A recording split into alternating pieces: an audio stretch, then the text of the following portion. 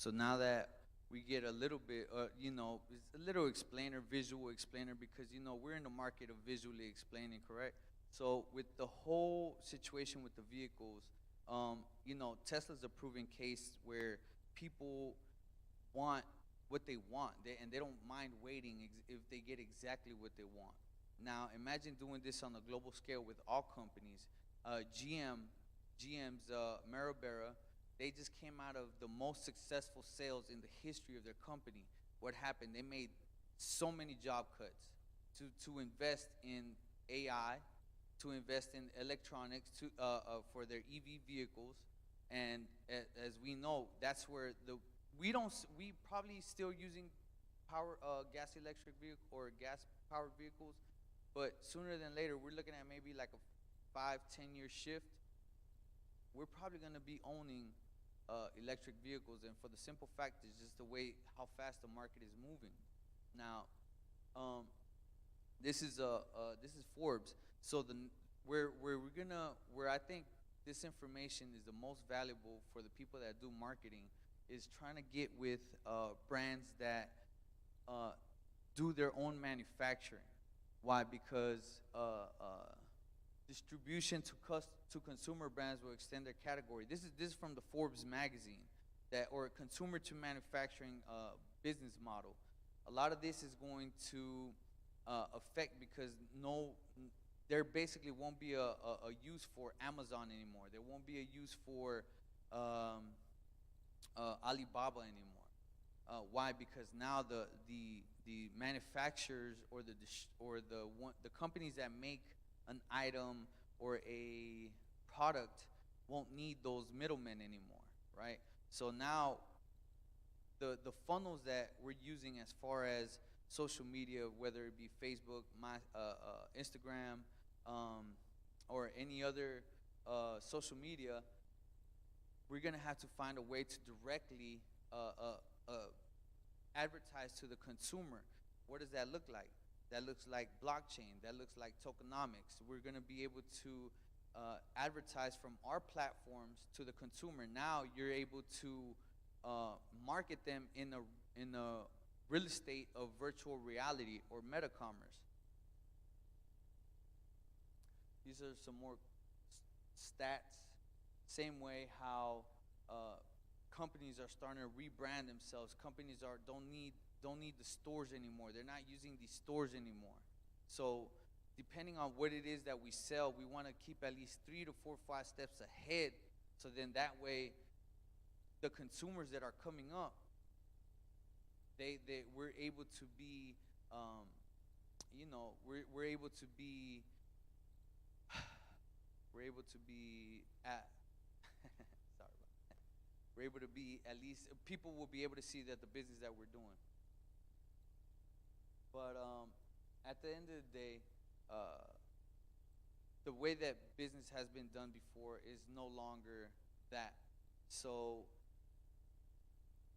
if you guys have any questions, I'm willing to take some. It was kind of like a lot, but I'll go ahead.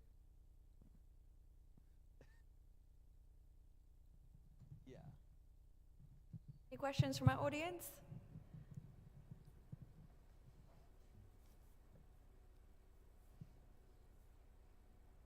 It's a big learning curve, though, Edwin, isn't it? It's a big learning curve Yeah, with this. it's a lot. It's a lot, especially put you. Yeah. Hi there. Great Yes. presentation, Edwin. Thank you. So I'm a firm believer of the fact that AR and VR are the future. I work in a market research company where we use AR, where people can review an entire aisle through their phone. Now, my question is not exactly technical, but there's a huge gap in, telling consumers, like, this is the problem that I face, where we have the AR model and they're not able to do it well. They're not able to figure it out, and the experience that you're trying to create, telling them to be able to do this at the convenience, where they're able to do it conveniently at their home, turns into a negative experience. So I was looking at your website. and you're trying to do AR, VR in the automotive industry, how do you think, first of all, do you agree that there is a technical and scale gap with the consumers of how they can actually make that experience worthwhile? And two, how is it that you can address that gap? Because that's a major problem with our AR product, is where our panelists are not able to, they're not able to, put that AR model the way it should be. They're not able to experience the experience we want them to experience. So how would you, what are your thoughts on that? Thank you for that question. Well, the beautiful thing about it is, at this point, now that the presentation's done, now I can have conversation. So the beautiful thing about it is, on Next Reality, it's a platform, right?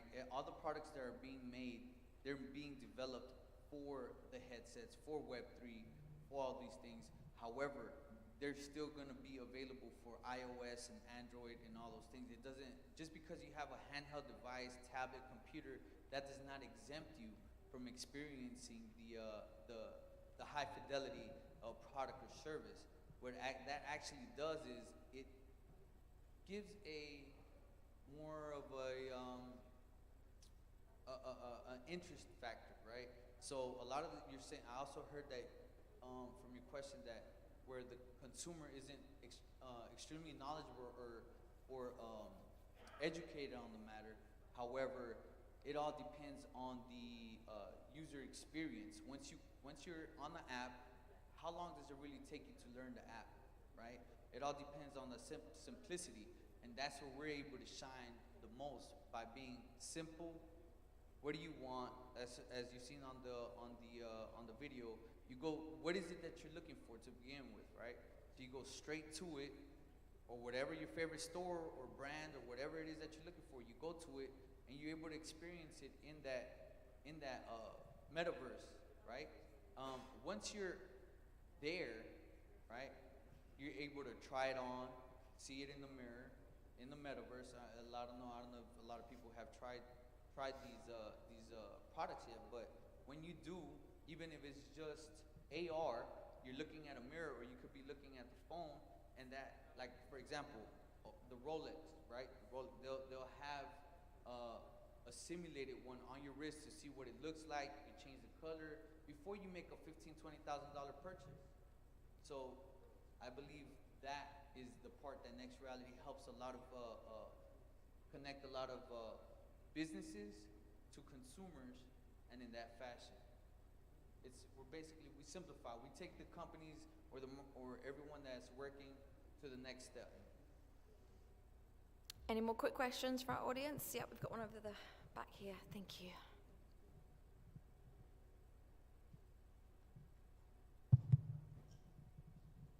Thank you for your presentation. Very interesting. So the stats you showed at the beginning was that 8% of purchases made in bricks and mortar returned, 30% online. Is the online industry, e-commerce industry, currently more environmentally unfriendly, therefore, than bricks and mortar? Thinking of all those distribution vans that are going to and from and taking stuff back that consumers aren't happy with. So Next Reality's philosophy is to create a zero waste environment, right? So it's a baby step. The e-commerce, for what we know, even though it's a great thing of the here and now, it's a baby step of what's coming next. Because what happens is Meta, or as a lot of people call it, the VR platforms, they're going to be a new communications tool, right? So with that being said, having an easier communication tool from business to consumer, and not only is it going to be an easier connection, but you're also going to be able to learn what the consumer actually wants. You're going to be able to learn what they don't want, and you're going to avoid all that logistical nightmare. You're going to avoid any pollution, or as much pollution, way less pollution than we're creating now. But to your question, I believe that A lot of the e-commerce that's going on right now, and it could always be, tweaked to be better, to be a better platform, no matter what. So. Thank you. Any last questions from our audience? Well, we're all good. Thank you so much, Edwin. Oh, we had another one. Sorry. I can't see. You mentioned that your model would give the manufacturer almost complete control over the process when the product is manufactured and it's shipped to stores and then to consumers. I'm just wondering, let's take this water bottle, for example. What if a customer buys this water bottle one day and then he or she finds that it has something like a foreign object in the bottle, for instance, and the customer would ask the company to go back and check the whole process. Now, assuming that you could have complete control over the manufacturing process, you know what might have gone wrong, but there's a part of the process that the company may have little control over, which is when the product leaves the factory and is transported through, to the distributor, into the warehouse, and to street vendors, where it's really, you need human supervision to ensure that it's in good conditions. How do you ensure that you can go back and collect the data that you need to tell the customer what might have gone wrong, or something how that foreign object got into the product? Well, the beautiful thing about that is, of course, we did think about that. Of course, blockchain. Blockchain is going to be able to keep the quality of the products or services that is being offered on the Next Reality platform. Now, also something that I did not mention, but it goes a little bit further back into tier 1, tier 2, tier 3 for the businesses. We actually have a overview of the products that they receive, and we simplify. This is basically a turnkey solution from manufacturer to consumer. And if, for whatever reason, if the customer's unhappy on a product, like say, for example, the glass, the company then provides either another one, or they see where they're able to pinpoint exactly where the mistake was, or where it was that wasn't satisfactory for the consumer. I hope that was able to answer your question. Fantastic. And this will have to be the last one, Wilson, and then we'll break for lunch. Thank you. Thank you. And on a tangent from what Arthur said, because I actually have an experience where I'll not name the company because I don't want to maybe get sued or anything. I ate an ice cream and it had basically some red, when I took a bite of it, it's vanilla ice cream, but when I took a look into when I took a bite, it's like, oh, there's something red in there. It could be blood, because vanilla doesn't have red in it now, does it? I contacted the company in question, and they just got back to me from their marketing, like, okay, we'll just send them someone to take a look into it, test it out. Then, after months of back and forth, they finally got it.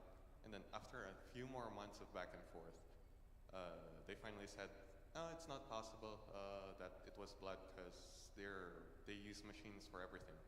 I mean, that's where the beauty of it, where if blockchain is able to really segregate all these data points of where credibility and checking comes into play, that would be really good. So what would you advise for like smaller enterprises? Are smaller enterprises able to use blockchain technology into their supply chain? Well, that is a great question. Now, we know, I believe it was you that said that 14, 15-year-old CEOs might be running around in the metaverse, right? Because, exactly. yeah, because it all depends on how you educate yourself or learn about the technologies, the emerging techs, the technologies that are coming up. Now, as far as blockchain, that's the beauty of it. Even if the smaller enterprises or the smaller companies are not able to grasp blockchain immediately, we do have. That's why we're able to give those companies the highest fidelity or the highest vision to the consumer before they buy it, right? Because no one is ever gonna have 100%. Every piece of clothing is never gonna be at 100%, or any ice cream is never gonna be at 100%. You will always have that 1 point whatever percent that something did go wrong, right? But what happens is now we're able to trace where it went wrong because of humans. Because we're the ones that input that information in the blockchain. We're the ones that said, it passed inspection, go on. Where did the mistake occur? What is it that happened? See what I'm saying? And now, to be honest, I believe AI could actually do a better job at inspecting and at making sure that things, because there's no, you see what I'm saying? It just has one job to do. Yes. Right? And that's crunch information, and the person that's actually running those machines could be used to do something better, like develop or do other non-mundane things, right? So basically what we're trying to do is break people free from those tasks that nobody wants to do. Yes. Thank you. Thank you. Fantastic. Thank you all so much for your questions. Edwin from Next Reality, thank you so much. Fantastic presentation. Lovely to have you here again. And we got some great presentations coming up after our lunch break, so we'll see you in about an hour. Enjoy your lunch. Thank you so much. Thanks. That's great. Thanks.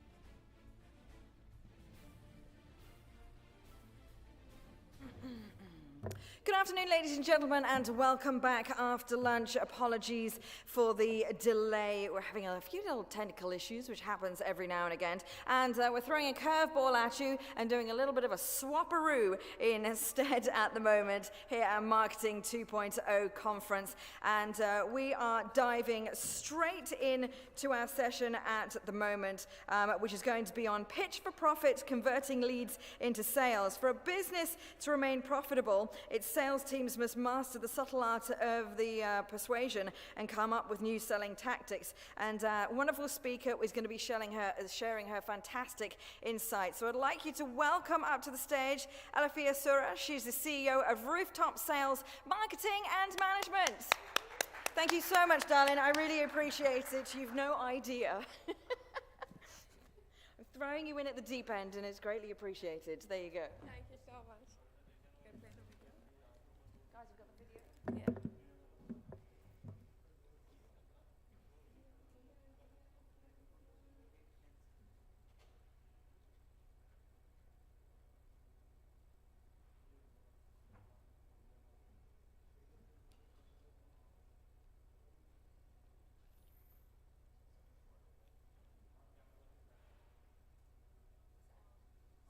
These testing times, the number one reason is that your business is not making enough revenue.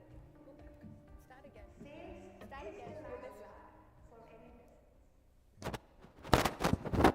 Are you guilty of laying off your people, especially in these testing times? The number one reason is that your business is not making enough revenue. Sales is the lifeblood for any business. And the truth is, most entrepreneurs are not good at selling. The truth is, sales can be tough, frustrating, maybe embarrassing. And why? Because 88% of CEOs and business owners have never professionally trained themselves in selling techniques. They rely on sales teams to drive their numbers. We understand your frustration. Today, after 20 years of hands-on selling experience and achieving more than $100 million in sales revenues, the 10x Sales Mastery for CEO and entrepreneurs has learned that sales is a game of numbers. Selling can be fun, and especially once you win, it's liberating, it's fulfilling, and very rewarding. Not just for you, also for your family and your employees. Good salespeople are the first ones to get hired. Good salespeople are the last ones to be fired. Our mission is to impact your life with a winning sales acumen. The proven 10x Sales Mastery for CEO and entrepreneurs will equip you with the perfect elevator pitch and positioning. It is backed with an intensive weekly accountability tracker that guarantees the performance to make your business revenues not only consistent but also predictable. So here is your challenge. If you want to get really rich, then train yourself in sales like your life depends on it. Because the truth is, your business surely does. If you're losing money as a trader, here's why. Emotion.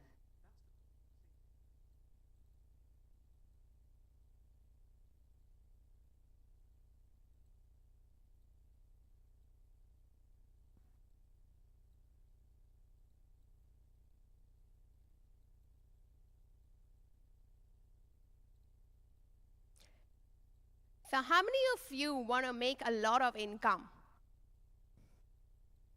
How many of you want more clients and customers for your business? In our world of selling, sales equals income.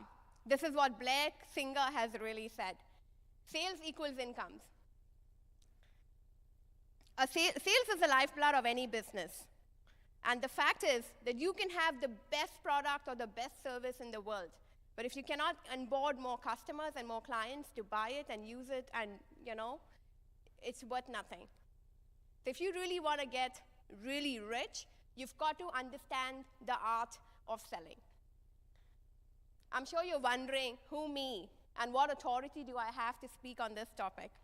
So very quickly, I am a global sales growth authority, have been in the business of selling since 18 years, crossed over $100 million in sales revenues, worked with, directly or indirectly, with some of the largest brands in the world.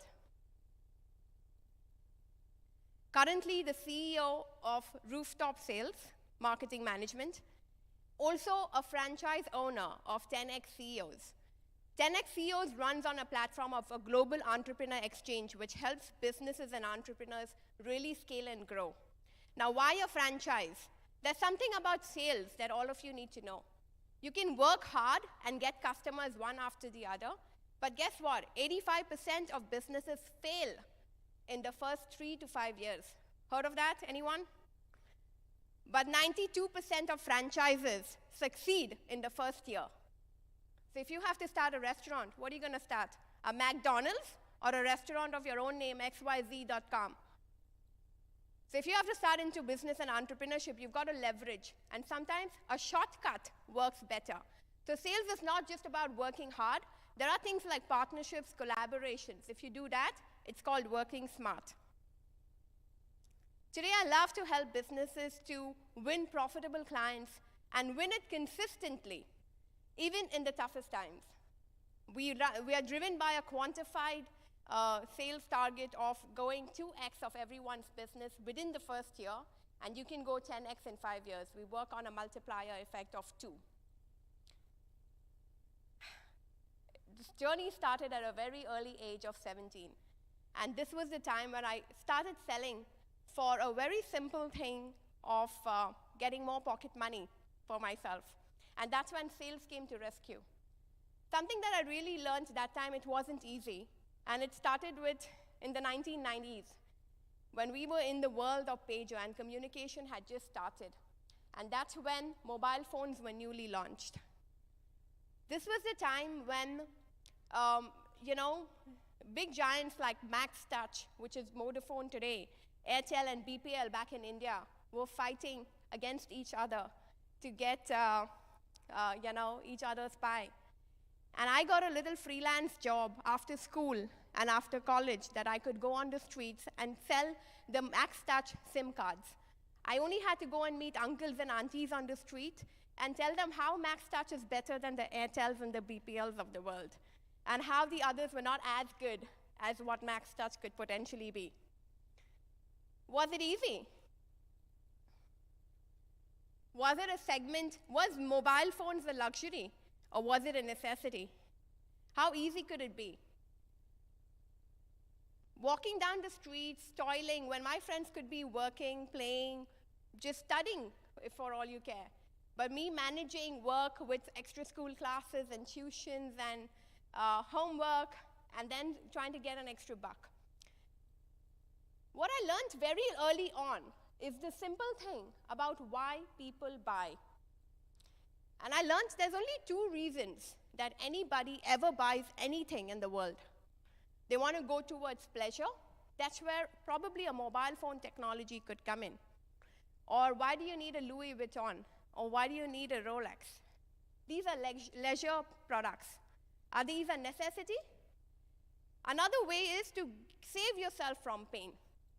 Which one is easier to sell, pleasure or pain? Pain, right? Nothing matters. Both are equally good. It just depends on a different sales strategy. But you want to understand where are you addressing. And now, since we're all digital marketeers, you don't necessarily look at it for your own business. You could also potentially look at it for your client's business. Every client that you do a strategy for, you've got to ask this question. Are they a pleasure product, or are they a painkiller? And that's how your strategy should change. Now let me ask you quickly, what is your relationship with selling? If you love selling, put your hands up to the roof and say, love. If you hate selling, leave your hands down on the floor. If you're neutral, just show me some balloons in the air. if you're neutral? Come on. Let me see. Up or down or neutral? How many of you think sales is not for you at all? Have you ever been a child? The best salespeople in the world are kids. They know exactly who is their customer. They know exactly what they can go to their parents for, to their mother, or to the father. Where they're going to get what out of from the grandfather. If you've ever been a child, you've been in sales. Anyone married? Anyone married? Great, you're in sales. Are you still married? You're an expert. You're a sales expert. So sales is like whether you have your own business, or you have a partner, or you want to become a leader, you're constantly selling yourself. If you've ever been employed, you are selling yourself. Sales is a life skill. 7 out of 10 people in the world are not directly into the profession of selling. Only 3 out of 10 normally are. But the point is that the other 7 who are not directly in selling are actually selling more than 50% of the time. Agree? Relevant? So who wants to know more? Sales is the #1 highest paying profession in the world. Even if you're an employee, even if you are a business owner, all the more if you're a business owner. I'm going to cover 3 points today: clarity, cashment, and consistency. And never take sales for granted. Let's start with clarity. How many of you exactly know what revenue goals you want to do for 2022? 10%. How many of you had revenue goals for last year and achieved it? If you achieved it, put your hands up on the roof. If you didn't, put it on the ground. If you don't know, let's show some balloons. So achieved it. Super. So you all achieved some of it. So it's about 30% of the room that achieved the number. So how many of you actually want to make sure you never miss your number this year? How many are not going to raise your hand irrespective of what I say? Super. So #1 is know your numbers. Nothing happens without knowing your numbers. Now, I'm talking now to all of you as digital marketers. I know we do this for our clients. How many do it for ourselves, for your own companies? So if you have the notepad in front of you, nothing we do in rooftop sales is theory or academic. Everything we do is practical. We work on real numbers, and that's the only thing we understand, because we're salespeople who've created the company. We're not academicians or HR staff. So everyone, let's just quickly write down for your own business this year, what's the number that you're looking for? Annual number. What's the average price of your product? You can have 2 or 3 products. What's the average price of your product? And the quantity is going to come from dividing it by the number that you want. How many clients do you need? Now, one thing I really love about sales when I do sales training for my corporates is I need to move them away from the money part of it, because it's the money that brings in a lot of stress on sales. Can we break it down to number and quantity of clients that we want? That's where your lead generation comes, right? Because we're talking about ROIs and stuff, but we're talking quantity. Can we talk quantity instead of revenues? So put your annual revenue goal, divide it by the average product price. Let's divide it and get how many clients do you need. This is going to give you how many clients you need in a year. To get those clients, how many calls or emails or contact points or proposals do you need to send? And indirectly, what's your conversion rate? Can we quantify this to a number? Can we break this down to per day? This is where the magic lies. When you have this clarity on your wall that this is exactly the number of clients you want, and to get these number of clients, this is exactly the number of calls you need to make, that's when you start making your number, and it never becomes something to miss. I'm telling you, when you're in an employment, would you keep your job if you didn't meet your number for 2 months? A salesperson? You could be the highest salesperson achieving in 2019. In 2020, January, you start with 0. You're constantly churning the wheel. Failing is not an option. How many of you agree? Failing is not an option. Let's give a high five to our clients and to our neighbors and say sales equals income. Let's just give a high five. Let's just wake this room up after lunch. Sales equals income, right? Sales is a game of numbers. Let's play to win. We all know our numbers now, I hope. Everyone knows how many clients you need and hopefully how many calls you need to make per day. Okay, break it down for per day. Number 2 is catchment. What's your go-to-market strategy? Who are you going to reach out? Let me ask this. How many of you do lead generation for your own business? Okay, let me change this question. How many of you do paid lead generation for your own business? Paid lead, half the hands went down. So we do it for our clients. You don't do it for yourself? Oh. Did you know an average buyer researches and consumes at least 10 to 12 pieces of content before making a buying decision? I'm sure your marketeers, we should know. Did you know only 13% of leads convert to opportunities? We're marketeers, we should know. It takes on an average 84 days. So from the time the lead is generated, even if you do paid or organic, today, it could potentially take 3 months to really convert into an opportunity where he says, I am interested and I want to know more. And that's how long your content needs to keep feeding and educating and nurturing the customer, right? And we know that, and you do that for your clients. Only 6% convert. That could potentially take another half month. So we're talking about 3 to 4 months when you actually convert a lead generated into monetized sale that comes into your client's pocket or to your own pocket. And I would encourage you to think about this for your own businesses rather than for your clients' businesses. Are we all together here? Brilliant. Webinars, anyone? Anyone does webinars or suggest your customers to do webinars as a sales conversion technique, the COVID style or working, the new fad? Webinars have the highest amount of conversion in terms of converting from leads to opportunities, but they don't actually become, they're the least converting sale, only 2%. So people come into webinars, that's a big catchment, but they don't necessarily convert into sales. So you gotta think what you do. The highest conversion is your website, and the second highest is social media. This is from Salesforce. So all those people who said you don't do paid ads or lead generation for your own business, let me ask you this question. How many of you depend on word of mouth? At least 80% and above of your business comes from word of mouth. 80% and above of your business comes from word of mouth. Look around, guys. I want you to see how many hands are up. Almost 80% of the room.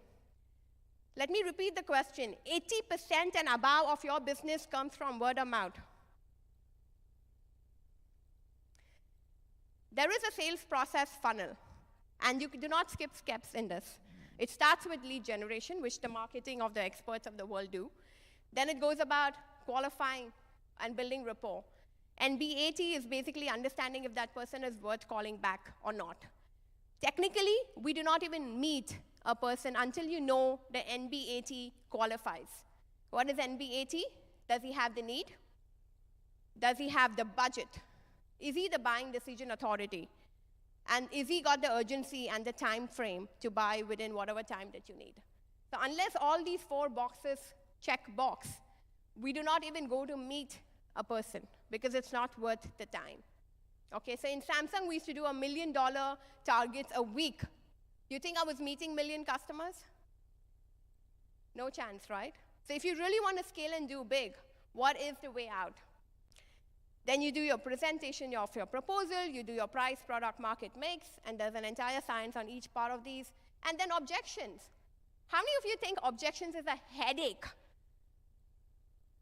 You hate objections. Anyone who hates objections? Show me your hand. You all love objections? You guys have either never sold before or you guys hate objections, and most of the others? Depends. Objections is the best thing that can happen in a sales cycle. Objections, in other words, is feedback. You're getting feedback from your customer. Problem is when you normally send in a price proposal, 80% of the clients stop answering your call. Until you send the proposal, they call you every day, isn't it? Where is your quote? But the minute you send the proposal, do they take your calls? How many know what I'm talking about? Right? Frustrating, right? You send them a quotation, it's like, you've had the big night and now you don't see me again. So objections could be a boon because they've at least given you feedback. Your price is high, I don't like your color, you're not good enough, whatever, right? So objections. And then you finally come to the closing, when you're finally talking about price, discussions, and this is how it typically goes. And then you have referrals, which is your word of mouth. So the problem is when it's not managed properly, this is what could happen. You don't have enough leads, you have no prospects, no conversions, no purchase, no revenue, no profits, no business, no retention, no referrals, and then the business starts going bust. So what from this do you think is the most important in a sales funnel, the most important to focus on? From these steps, what do you think is the most, you can just shout out since we're a small room. Leads? Who else thinks anything else? Conversion rate, yeah? What else? This side of the table.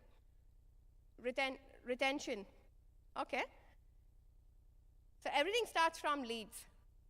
The minute you don't get leads in, everything starts drying out. And for the people who depend on referrals and word of mouth, it's the last pie on the triangle.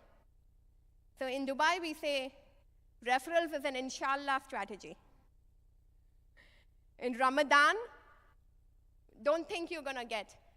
In Christmas or Halloween or Diwali or Holi or anything, God bless your business. Which gets me to the next point, consistency. How many of you have a dedicated salesperson for your business? Very few. How many of you yourself is responsible for driving sales in your business? As a business owner yourself. Please look around. Almost 80% of the room. The self-employment trap. Most businesses normally do sales on an ad hoc,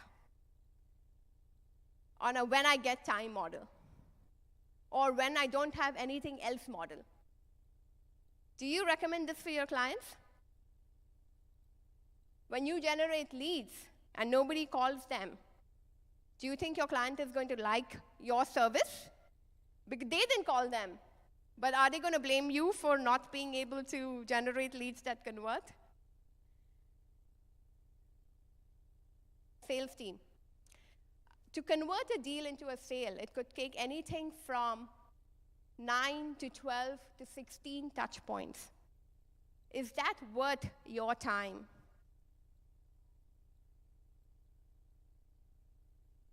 Seriously, is that worth your time? So a sales funnel, if you see, from the time the lead is generated to the second, which is building rapport, doing NBAT, to the third of doing objection handling, to the fourth of doing closing. Now, I'll tell you for the people who said you don't like sales, everybody is a born salesperson. But you may have certain characteristics which is higher than certain characteristics, which is lower. So some people who are aggressive closers may not be great at opening the deal.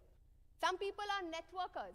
They can talk, meet friends, and immediately start getting inquiries. They can get into a room and know everyone else. They need not be best closers.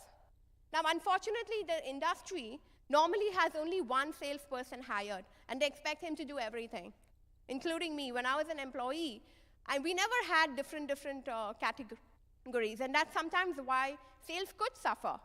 So you as business owners, you need to understand there is a different trait, like a marketing. The guy who's going to do SEO is not going to be the best at Facebook paid marketing. The guy who does the websites is definitely not going to be very good at maybe, Instagram video editing or whatever, right? So there's a different skill set, you agree? And that's why Nobody as a company could do the whole marketing function alone in-house. That's the reason they want to work with agencies, right? Because you get the best in everything. Which brings us to the point that you need to have a salesperson who is 100% focused on the sales activity of bringing your business constant leads. And then you punch in whenever you need it. But if those fourth and the fifth calls and the seventh call doesn't need your time, you get it done. And that's where a CRM comes in place. 55% of people making us living in sales don't have the right skills to be successful. Nobody, there is no MBA in marketing which teaches you selling. Even the entrepreneurship classes, courses don't teach the subject of selling. Selling is taught so theoretically, and there's so much of theory and academics on it that no practical selling skills are given to anybody. I'm a triple postgraduate. But when I first started walking on the streets, I didn't have any backup in selling. But then you know what happens? When I was in India, before I got married, 17 years back, in India I had my college friends. I had my school friends. I was born and brought up there. I had a network. I was in Rotary, I was in whatever clubs, and I had that network. So when I had to go out and sell, I could use word of mouth, and I could have cross-referencing and things like that. But 17 years back, I got married, arranged married, moved to Dubai, get into sales, different cultures, different nationalities. Where would I get my word of mouth? I didn't even know my husband nor his family. It was arranged marriage. Would word of mouth work for me? And then what do? You go reading books and stuff like that. You start reading books, you start reading YouTube, you come for a session like this, and you think you can sell. Sales is a skill. It's a habit that you need to change. Unless you get your day rate of number of calls, unless you track it, and unless you see how you're doing on a weekly basis, guys, don't wait for the end of the year. It's too late. Don't wait for the end of the quarter. It's too late to repair. Look at it at the end of every day, and look at it at the end of every week. That's when your consistency will come. Because guess what? Consider yourself as employees. If your target you have raised for yourself, your annual revenue, if you don't get it for a month, consider yourself fired. Are we ready for doing this? Do we all promise ourselves if the number that you've written in your paper today does not come for the first month of April, you will either shut down your business or start taking sales seriously? Sales skills are life skills. When you start learning and you start creating and you start winning, it's like the vampire who tastes the first drop of blood. There is no going back. When you start winning at selling, you only want to do higher. I've done $100 million. I'm going forward to $1 billion sales. That's my next target. You will never, ever stop. Which gets me to the summary. You need to have your clarity. You need to have your catchment, your consistency, and sales equals income. Blessing. Do you agree more sales is equal to more revenue is equal to more income? What does more income mean for you? If you start achieving your targets and your numbers, when your numbers come and the revenue ticks in, how would life be? Take a moment. That extra income. Who said money is not for you? I love Bill Gates. Just before he got divorced, but I used to love him a little more. But when I was young, I thought money and power would make me happy. If Bill Gates thinks money and power makes him happy, who's you and me? I invite you to go deeper into perfecting your sales strategy, create your blueprint for winners, and enjoy the world of selling.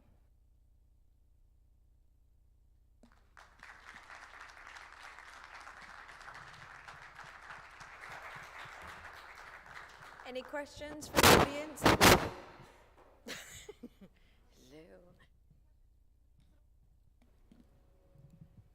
Anyone want to ask a thing? Yeah, Wilson. Can we send it out there? And then his wife divorced him and took half of everything. Bill Gates. Just a simple question, because I'm pretty sure you get asked this a lot.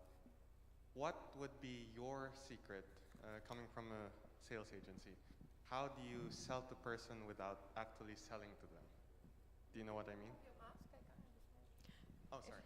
Sorry. Thanks, Wilson. It's very fumbled. How do you sell to someone without them knowing you're actually selling to them? Like, what's your secret for that, coming from a sales agency? It's a great question. How do you sell to someone without letting them know that you're selling something? Am I right?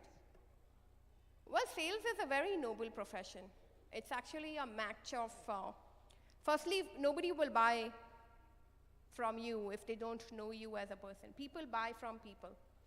People don't buy products and services. That's the reason when you're not involved in the sales cycle and you depend on salespeople, they take your business and go to another company, to the competition or wherever they go. So step one is always, if you saw this thing, you lead generate, but first one is building rapport. You've got to become a friend. You've got to understand what he is and what he's coming. And the best thing about sales is not selling. It's asking questions, understanding that person fully. So you just want to ask him questions. What is he doing? How do I know my need if he has the need? I'm going to have to ask him questions. I'll get AI. How do I know if he has the budget? I will see what is he buying. What did he use in the past? If he used a very cheap technology and you're selling the Salesforce SAP or something like that, but if he has used something very basic, then, or is he making as much revenue? Then you will know if he's got the budget. But the best thing about selling is not selling. It's about asking questions, understanding his problems, and, NLP sort of point of view. Because half the times if someone is telling me whatever his challenges are, I will say, yeah, and I have this to solve that, I have this. You don't start selling. Not until NBAT is completely done. Not until you know he can take a loan to buy your service. My proposals don't go to my customers until I know he's 80% sure. Because I know the minute I will send my proposal, I'm going to have to beg him to answer my call. So I'll rather delay my proposal, wait for him to get the other 3 quotes. When he's got all that, I'll go first and have a meeting and see what he's already got, what is he considering, because I bid to win. I don't have time to send proposals. When I know he's going to take a loan to take a deal with me, when he's going to sell himself to buy from me, that's the time I get on board with him. Thank you. And it's funny that you mentioned 80%. I mean, the 80%, 80-20 rule is, we also use that. Yeah, and Pareto. I think there was another question. Just really, really quickly, please, because we have to move on. Thanks. Firstly, amazing presentation.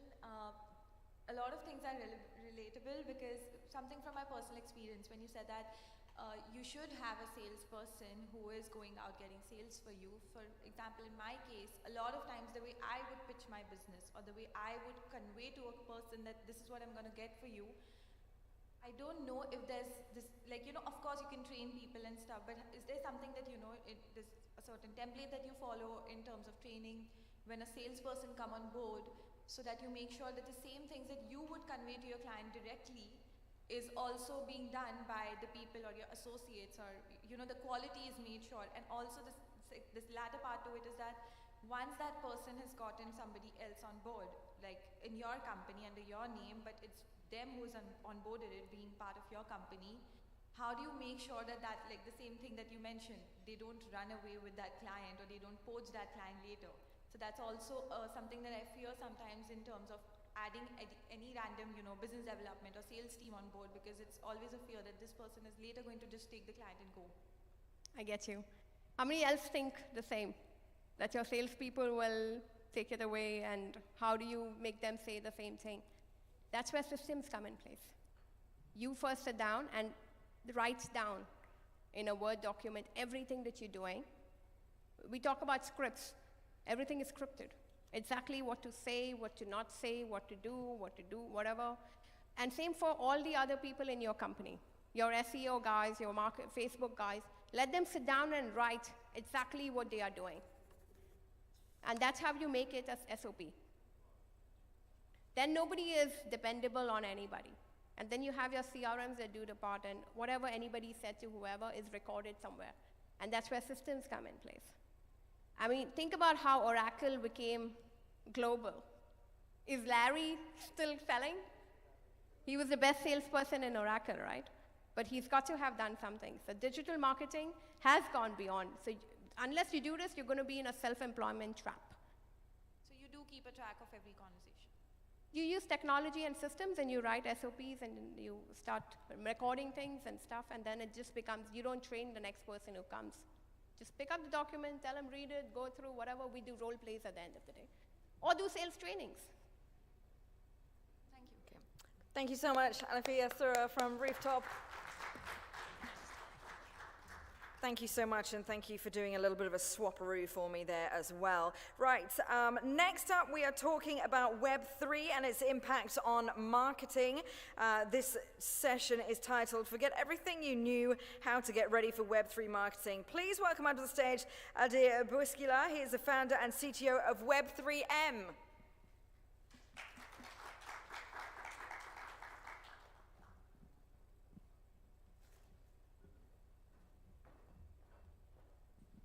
Thank you very much.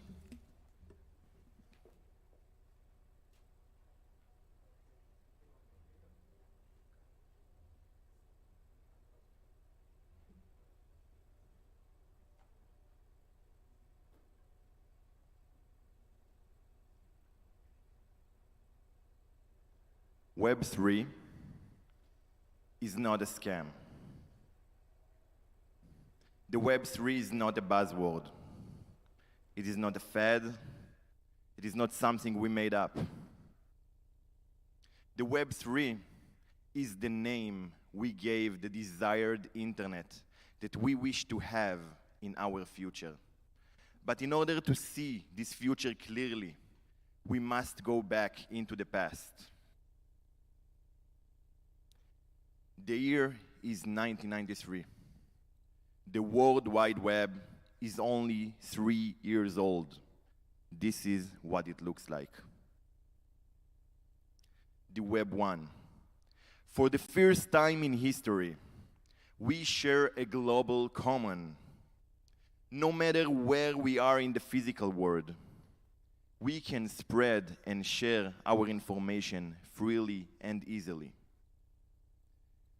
Most of the people at the time couldn't see what it meant to be connected by a network of computers.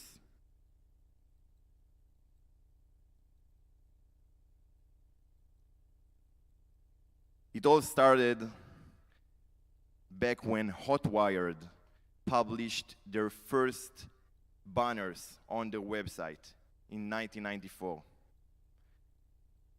It was the transformation of all of what we know today as the digital advertising, the new era of digital marketing, the monetization of all of this traffic that came along.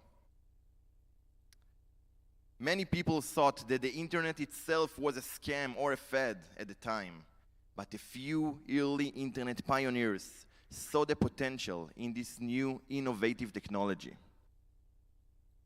The first clickable banner went live, and Hotwired really started the road for the entire marketing era.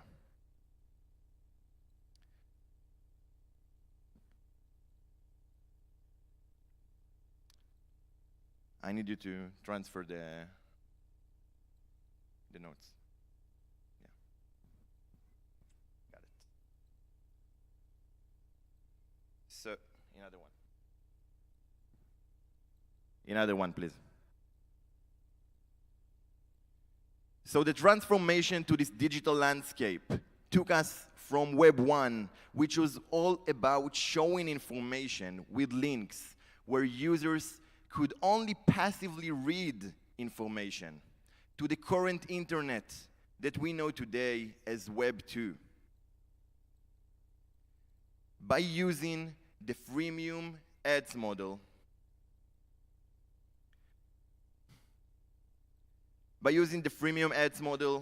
we allowed the transformation of the age from being Web 1, which only focused on being able to read data, kind of like Wikipedia or search engines when they first started, into the age that we know today as Web 2, as everything interactive, as we are the audience, are interactively launching what we know today of all of this digital operation. We can like, we can share, we can comment, we can do all of those stuff, and this is what creates our entertainment on the internet. This leads us to an era where all of the internet is being controlled by a few companies in Silicon Valley. Those companies control all of our data, all of our traffic. They are the most of the budget that we're spending in marketing around the world. The marketing industry itself is a $500 billion market a year. And around 80% of that is going directly to the big corporations that control us. They control our minds, they manipulate us, turn us against us, and sell that features for the highest bidder. That ability got abused several times in the past. You can just Google Cambridge Analytica if you like to know more. And left the reputation of the marketing industry in general mostly damaged.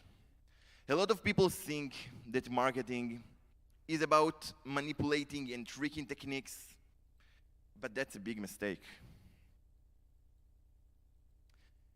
What marketing is all about is matching the right brand to the right audience, creating meaningful exposure for both sides, which will mostly make life easier and better for the audience in exchange for their money, time, or whatever you're exchanged for. It is a must-have department in every company that ever existed, and probably one of the hardest arts to master. Every one of us has met a company in his life and thought, if they just have a good marketing, they have been a great success. You know what? You're right. They would be. And marketing is essential for businesses to succeed. Web3 is here, and the internet is transforming. We understand that we can't build on top of those Web 2 applications.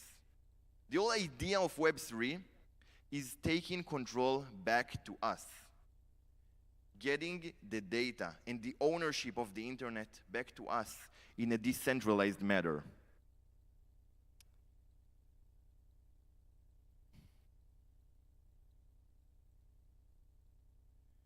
They have too much centralized power aimed to us at the cost of making profit for themselves. The internet is not owned by them, and we'll let them own it for too long. We need to build it in a way that takes the power back to us, take control back to us. The idea of Web3, which raises the question, do we even need marketing in the decade of decentralization ahead of us? I can see you're confusing. Well, that's an easy one. Of course we do. Marketing is always a necessity. How else would you find out about new stuff? That's an easy one. Just think about how you found this conference to begin with.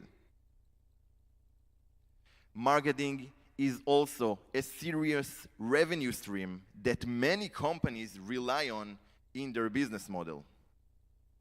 Offering free stuff in exchange for showing ads was the main source of income for most of the tech companies in Silicon Valley. Marketing was how everything got adopted. It's here since the print age and will continue to make our lives better always. It's definitely going to look different on the Web3 though. As the media evolves, the marketing industry must tailor itself to it. They go hand in hand together, and although it's early for all of the Web3 apps to know what will go mainstream, we can accurately predict a few of the things that will be the traits of the marketing industry on the Web3. The first one is transparency. Transparency for the users and the brands is a key feature in the process of giving the users back their power. Everyone will know exactly how the data is being used and what data is being shared. Exactly by making this process transparent, companies will be able to advertise this advantage for the users to choose their platform. Imagine TikTok. Let's say TikTok. It is a rising new social media that everybody is familiar. Back in 2018, nobody knew about them. Now, TikTok are mostly centralized. Just like Facebook and Google, they belong to the Web 2 social media apps. And think about the ads that you're placing on all of those platforms. You place an ad. You set the ad for a minimum bid of $0.1 and a maximum bid of $1. And now on the back end, in some shadow computer somewhere over the sea, there is like a bidding system that's taking place, competing for your ad, and starting with 1 cent, 2 cents, 3 cents, until one is winning at $0.50, let's say. But some of you may not aware that there are over 1 million Reddit posts from people that complains of manipulated ads bidding. Marketers that spend millions of dollars without knowing if they won at $0.50 or just Facebook or TikTok charge them 50% more. Now, I'm not saying that they are due. We can't prove that thing in court, you know. But I can definitely say that by going transparent, we can fully understand what will be the next thing that we're paying for. Why are we paying for this thing, and how it will affect us in our advertising. So the users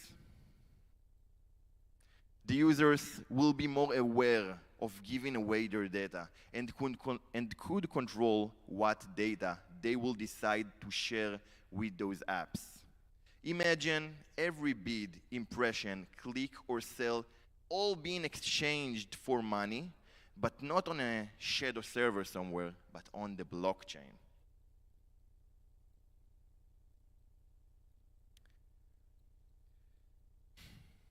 I mentioned there are millions of Facebook ad problem topics on Reddit, but all of those people have in common this one thing, that they don't know why this problem is happening to them. So some of them think they got ripped off by Facebook, some of them don't know why the ad did not get approved or why it stopped. There is no support, no customer service. You can spend millions of dollars into their machines and hope that everything will work out for the best. Guys, on Web3, everything will be backed on the blockchain. So it's not an option to keep you in the dark. You will always have the ability to investigate exactly what happened with every cent you paid in details.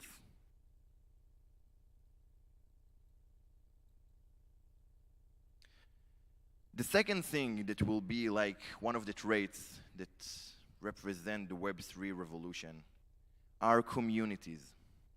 Community-driven will be a major thing.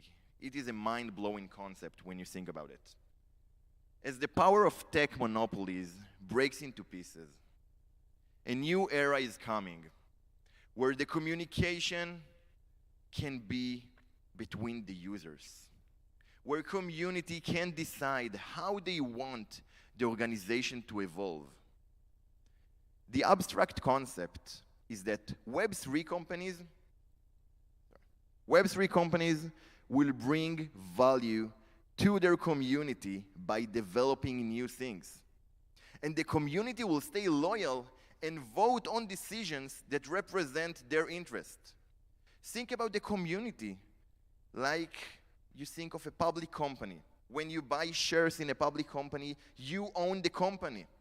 So on the Web3, every company behaves like a public company because the community of the users who transact with the platform, with the application, they vote for whatever decision that they like to have. So the company valuation eventually is determined by how much the community is willing to pay per stock share. And this stock or share is represented as a governance token that can be bought on open markets. That's why this ecosystem is so fucking powerful. It's driven by the people who use it. If they are acting towards a change, something will change. Or they will just invest in another company that will deliver. It's a fair and open race that pushes the boundaries of supply versus demand in the tech industry in general. And in a dynamic growth environment, as we see in the marketing industry, it's essential to hear your community and develop accordingly. I believe that in the next decade, there will not be a single company out there that will not have a community around it. Just like 10 years ago, people predicted that there will not be a company that not have a social media or not be digitalized their store or their business. Just like that, I can tell you that in 10 years, communities will be the replacement of that. They will be the mainstream of how to communicate with your audience and keep them engaged. I will talk later on about NFTs and how they related to communities. But first, I would like to address the third trait of the Web3, which is the creator economy. The creator economy, hardworking people who create the content that we all consume every day. If it's blogs, posts, pictures, stories, entertainment videos, tutorial videos, lectures, you name it. There are people who invest their lives in creating content, but they are hardly rewarded or not rewarded at all for it. A new standard will be made on the Web3 that will be profitable and acknowledge their effort. They will take back a fair portion of the profits from every platform that they will contribute to.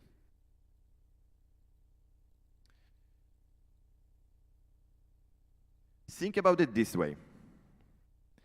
We are going into social media apps daily to see new content by our favorite creators.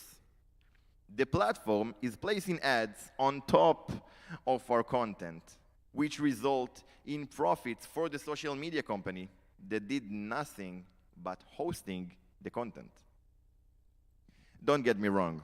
Back in 2005, hosting on a good server was a big deal, which cost a lot of money and headache to solve, but thanks to the profitability of the freemium ad model that we experience today, the social media free hosting service, this infrastructure, evolved and became the most basic thing you can get. You can get today hosting for hundreds of gigabytes for free. In those days, we as a society are focused on bringing meaningful content to these platforms. A good creator is one who successfully brings value to its community. Every social media out there is going nuts today, trying to keep their creators inside. You can take all of the new social platforms, for instance. The reason they evolve and got adoption is because they utilize content creators on their side. I bet you remember back in 2018, all of those Instagram stories shared from the TikTok app to promote TikTok. All of those were paid. All of the experts, so-called, on TikTok that talked about their expertise, if it's in science, if it's in nature, if it's in fashion, they were all paid in order to be there. The social platforms are struggling to keep those content creators inside. And they try to lift the incentives and royalties with contests and influencer marketing, but without transparency. Listen to me carefully. Without transparency, the creators will always feel underappreciated for their work. Because they know the business model of those companies is to pay them the minimum possible share to make profit. So on Web3, the revenue distribution is automatic, transparent, and utilize cryptocurrency for the task. So creators get a fair share of the profit from their content. That will drive much more quality content and could potentially be the biggest advantage for the next social media adoption.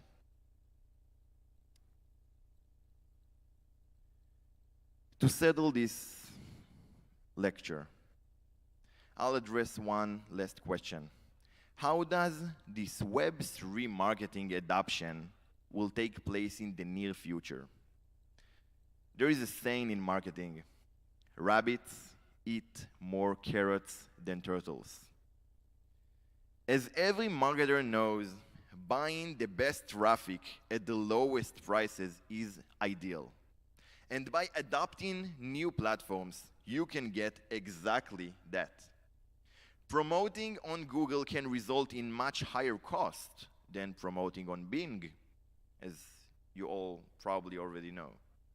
Because where the competition is low, the bid is low, which result in a cheap, high-quality traffic, which eventually affects your ROI. Most marketers don't know how to monetize TikTok because it's relatively new, but those who do are killing it. Every successful marketer must be an early adopter of traffic opportunities. We have only one problem that remains to solve for those people.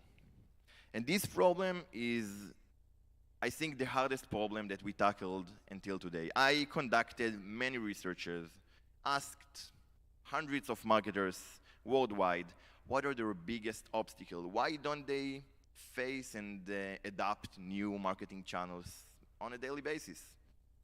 And they all said this one thing: we can't scale. It's okay, we can find like an influencer for $1,000. We can find a banner that will convert for $2,000. But if we want to spend $500,000 on marketing, we have to use Facebook and Google. We have to use a platform that allows us to scale. In order to get marketers to adopt marketing on the Web3, we first need to build a platform that will combine all the current Web2 marketing channels, like Facebook, Google, Taboola, Twitter, all of those known channels, in one place, allowing marketers to create a cross-channel promotion and combine all of those new small channels, relatively small, but small channels, on the Web3 that they can adapt. If we can combine all of those into one platform and provide a seamless interaction for the marketer with all of those, they can spread their budget accordingly and manage a multi-channel campaign across them. if you want to divide the $10,000 between Facebook, Google, and TikTok, you will have to compare data from the 3 different platforms to make decisions on a daily basis to support that. It is very hard to navigate and mostly ends up choosing one platform to stick with. By using one platform that combines all of those small Web3 channels and mainstream platforms like Google and Facebook, you can scale your marketing pretty easily while adapting low competition channels and paying a ridiculously low price per action. Here are a few case studies of new channels on the Web3 that you need to take advantage of in your marketing campaign. There are promotions that are taking place on metaverses like the Sandbox or Decentraland. And the way it's working there, there are billboards that are already taking place and their price is relatively low. For less than 1 Ethereum, which is around $3,000, you can get the attention of millions of metaverse users. While different metaverse companies build their traction, a smart marketer can take advantage of that and bargain some really good ad deals for his campaign. When working with Web3 companies, it's essential that you will remember they are looking for you. They are looking for adoption. They are open and waiting for you to interact. I challenge you all to go into Discord of every company that you choose that exists now on the Web3. If it's a metaverse company and use social media on the blockchain, any application that you will choose, go on their Discord and write, "Hello, I'm new here. What's going on? Can someone please explain?" Not 1, not 2, 10 people will come and answer. You sneeze, they meet with you. It's amazing. I don't know if some of you got a chance while you're in Dubai to experience some of the amazing summits that are taking place for the blockchain, crypto, Web3 innovations that are being adopted. Those are extremely nice and kind people that want to change the internet to be in a better way. We don't want to let the big monopolies and all of those big brands from the Silicon Valley to control all of our internet. This is our responsibility. So it's not only an opportunity for us as marketers to get a good deals and promote ourselves in a new way. It's also a place where we can make change. Another example is like one of the most undervalued marketing strategies is utilizing NFTs. NFTs are non-fungible tokens, or in regular people language, it's a digital asset. Think about it like the representation of ownership that you have on the blockchain. NFTs are like what people consume when they interact digitally with the economy on the Web3. So by creating an NFT for your client, let's say, you can offer them a nice digital merchandise which they can hold publicly in their wallet and potentially expose your brand to their friends and family. Think of it this way. Twitter already allowed people to connect their wallets, their Ethereum wallets, to their accounts. Instagram is following, YouTube is following, everybody is coming, you know. It's a party. You don't want to miss it. So imagine you go and buy McDonald's. You eat your favorite meal, and other than the meal, you get an exclusive NFT drop into your wallet, so all of your friends and family that follows you can see $1 asset, $10 asset. Maybe you can convert few of them for a free meal. Maybe, I see your head start to spin, yeah? This is exactly what I'm talking about. You take this as a merchandise and make it to utility for your brand.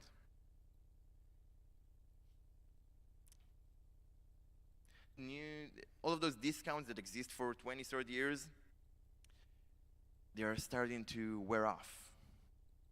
People would like to own their assets. If I would pay around for five meals, and I will get like this ticket, and I will not want to take the free one, I can sell it because it's an asset and it's tradable. If I buy an NFT and this NFT provide me an exclusive access, like let's say you're a B2B business and you want to provide your clients with an experience that they can have, you can just create an NFT, drop it into their wallets, and provide them access, a private access, to your experiences or to your services. And by bringing value to this NFT, you're making your asset valuable for them. And by valuable, I mean you can look at the VCon. I don't know if you heard of the Gary V conference NFT. He created back in May in 2021 the first utility NFT that ever been created. Everyone who bought the NFT got a ticket for 3 years event that he is creating. The only way to get into this event is by owning the NFT. So this year will be the first year of VCon. I'm going to attend if some of you are going to come.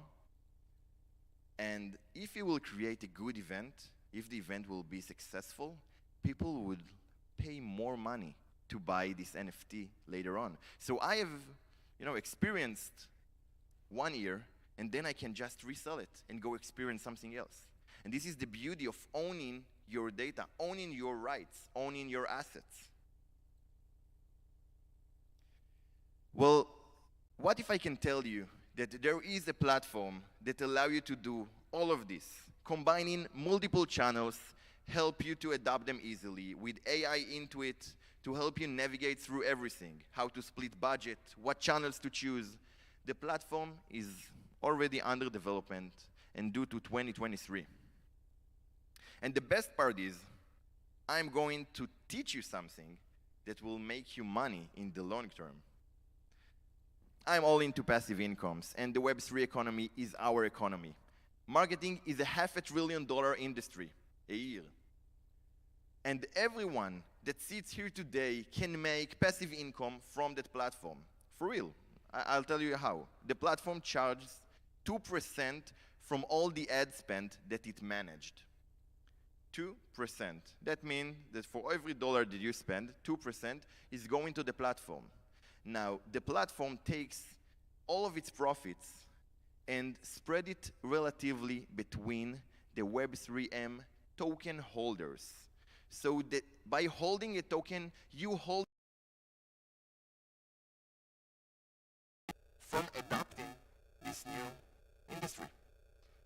By getting early, you can get a really nice chance of getting tokens at a very low price before a lot of traffic start to drive in. Think about it. One big agency can be $1 billion a year. 2% of it will go and be spreaded across the token holders. And you probably think, like, why they would do it? Well, I'll tell you why they're going to do it. Because this 2% is not going to affect the ROI. The ROI will be affected by taking advantage of those new channels with low competition, or taking advantage of an AI system that allows them to combine all of those assets together. This is very, very important. The Web3 is going to change everything, and in 5 years, nothing will be the same. We, as every good company in this space, created an NFT project that will gather marketers and content creators and social media founders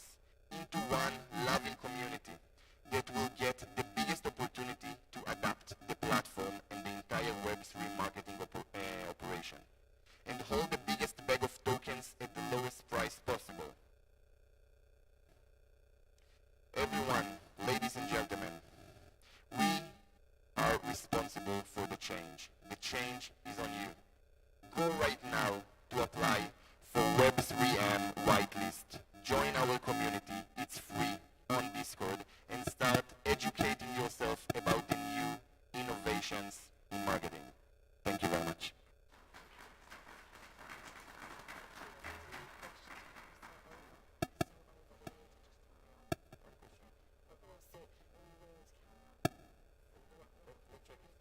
Does anyone have any questions in the audience? Very, very quickly, if you do.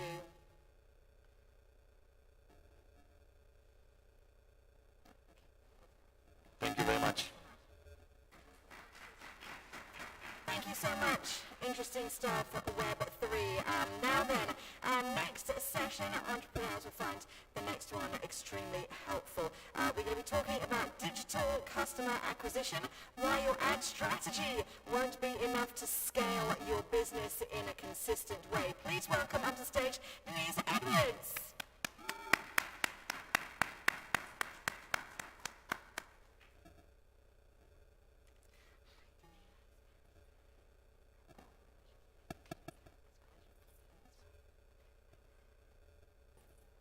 Hello, hello everyone. Good afternoon. So, my name's Denise. Thank you so much for having me again. Today I am going to talk about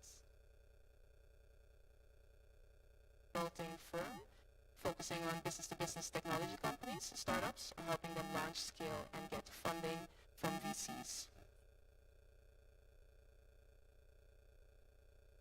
Okay, so we're going to first talk about what's on the agenda. So I'm going to talk about the statistics I look for this year with regards to ads, diversifying your customer acquisition strategy as well, and then we're going to talk about traction and scale and how that affects your business as well. I'm going to talk a little bit as well about my personal story, what my background is, some metrics, some results, and case studies, and any questions that you have at the end. So, any of these headlines look familiar to you guys, right? So, I mean, we've all been talking about this the last few days. Ads are getting more expensive to do.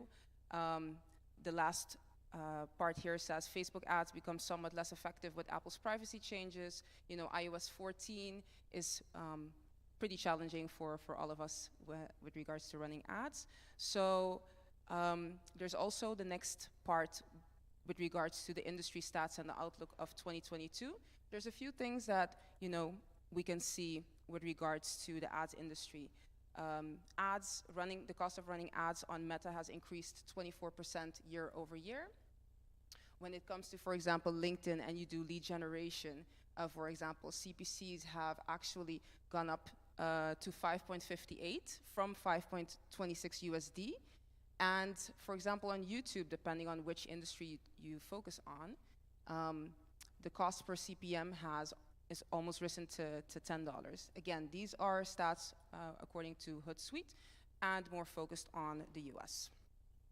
So what do I want to say with all of these stats and the headlines? It's becoming more and more difficult if you're in the B2B space to acquire customers when it comes to running advertisements, and specifically if it's lead generation advertisements. But there's a better way forward that we're helping our clients with, and we are doing this ourselves as well. So there's a few methods that some of us already know to acquire customers, acquire leads. You can run ads, as I mentioned before, but it's getting more expensive. So do we really want to do that? Face-to-face meetings, conferences like these where you can have people, well, you can have people meet you face-to-face, but how many conferences can you go to? And where are those conferences? For example, is it in your local country or is it outside?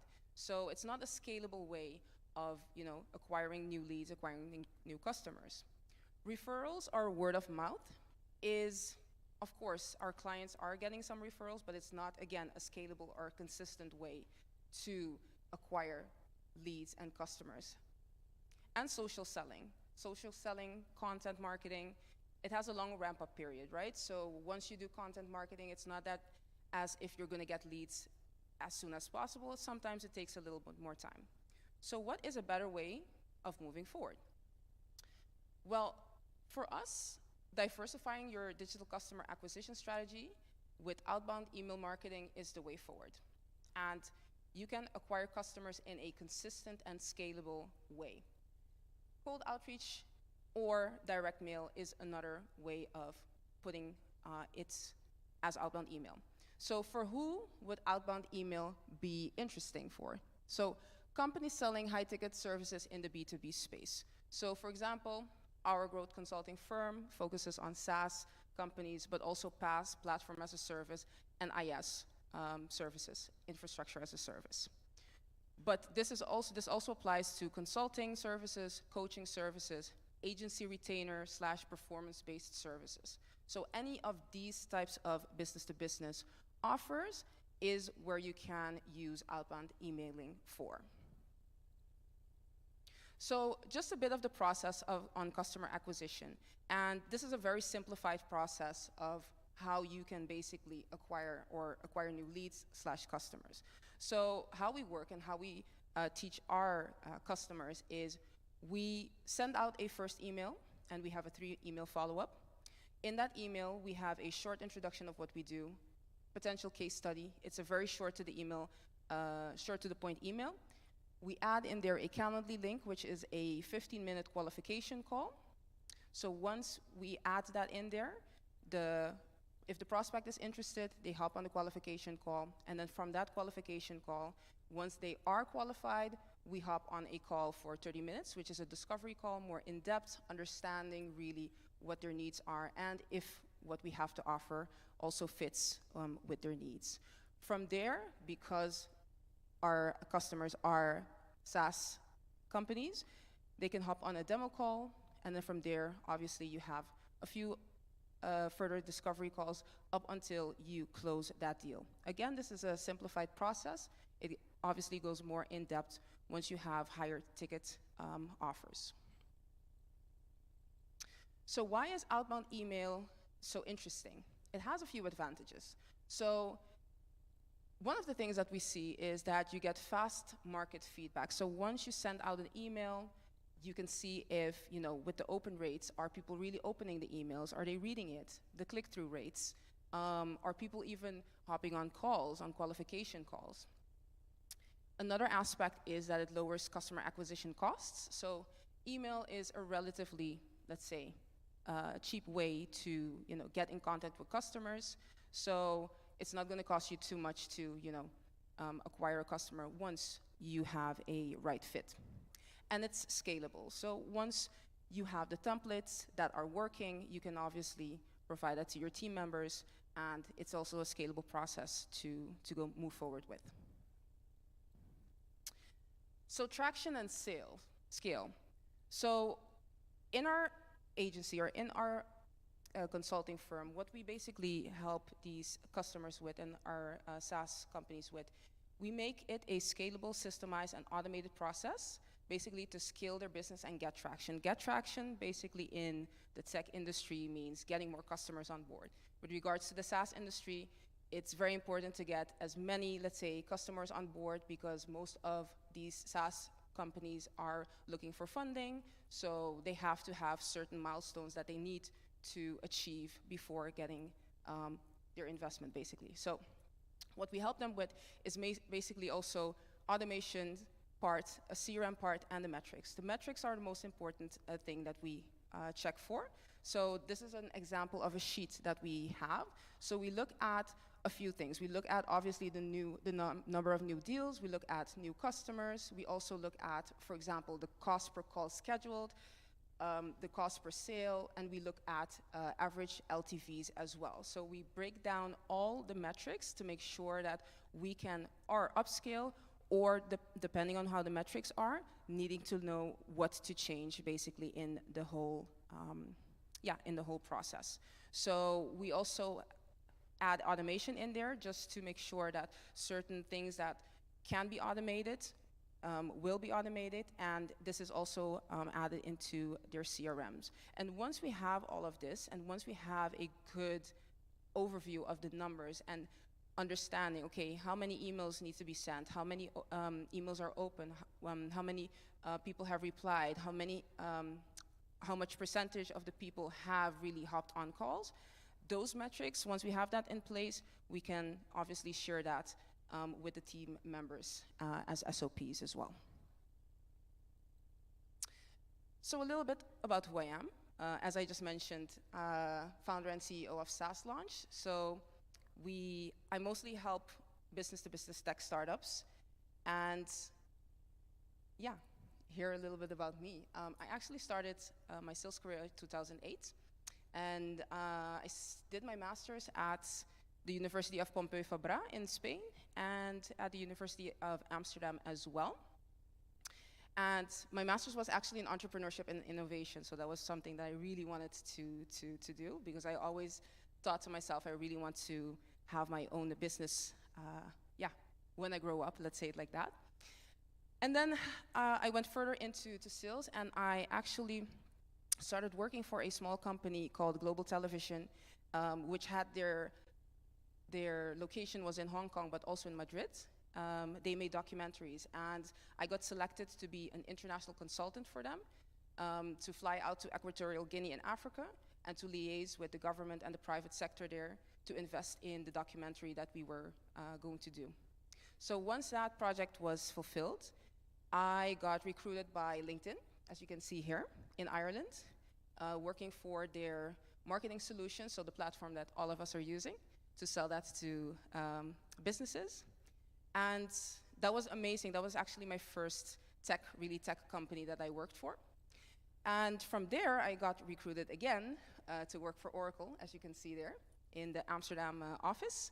And that was basically selling their tech stack, so PaaS, SaaS, and IaaS. And that was more of a heavy technology sales, let's call it like that. And from there, went into a smaller startup, which was staff-based and was actually involved for the APAC and EMEA region. And they actually got a 115 million funding round Series E just a few weeks ago, and they're now valuated at 1.1 billion, so that's a pretty good feat. Myself, born and bred on Curacao, which is in the Caribbean. It's a very, very small island next to Aruba, if anybody has heard of it, close to Venezuela. And yeah, I started SaaS Launch in 2018, actually next to working for these companies. So our clients are actually a little bit around the world, I have to say. We're over in the US and Europe, but we have clients in Colombia, for example, Latin America, Australia, India. And this is just to say that with outbound marketing, you can actually connect with one email or several emails to different people around the globe. So a few things on outbound emailing and when it works. So there's a few technicalities when it comes to outbound emailing that you need to take into account. So a few things. So setting up a burner domain is of high importance. A burner domain is basically a copy of your original email address, basically that you use to do outbound emailing, just in case something happens to, let's say, your original email address, so that you have that in place. Setting up your DNS records, SPF, DKIM, DMARC, those are pretty much basically to say to verify your email addresses and to make sure that once you send out email addresses, that is, the email address that is verified. Another aspect here is to warm up your email accounts. So you can use different software such as Lemlist or Warm Up Inbox. Basically what it means is once you have a new email address, you need to warm up your inbox, because once you send out an email and your inbox has not been warmed up, it goes into spam. So we want to make sure that once you have your email address warmed up, that it comes into the inbox of your prospects. And yeah, the more eyeballs you have on those emails, the better your chances are of them hopping on a call with you. Tracking key metrics and deliverability as well.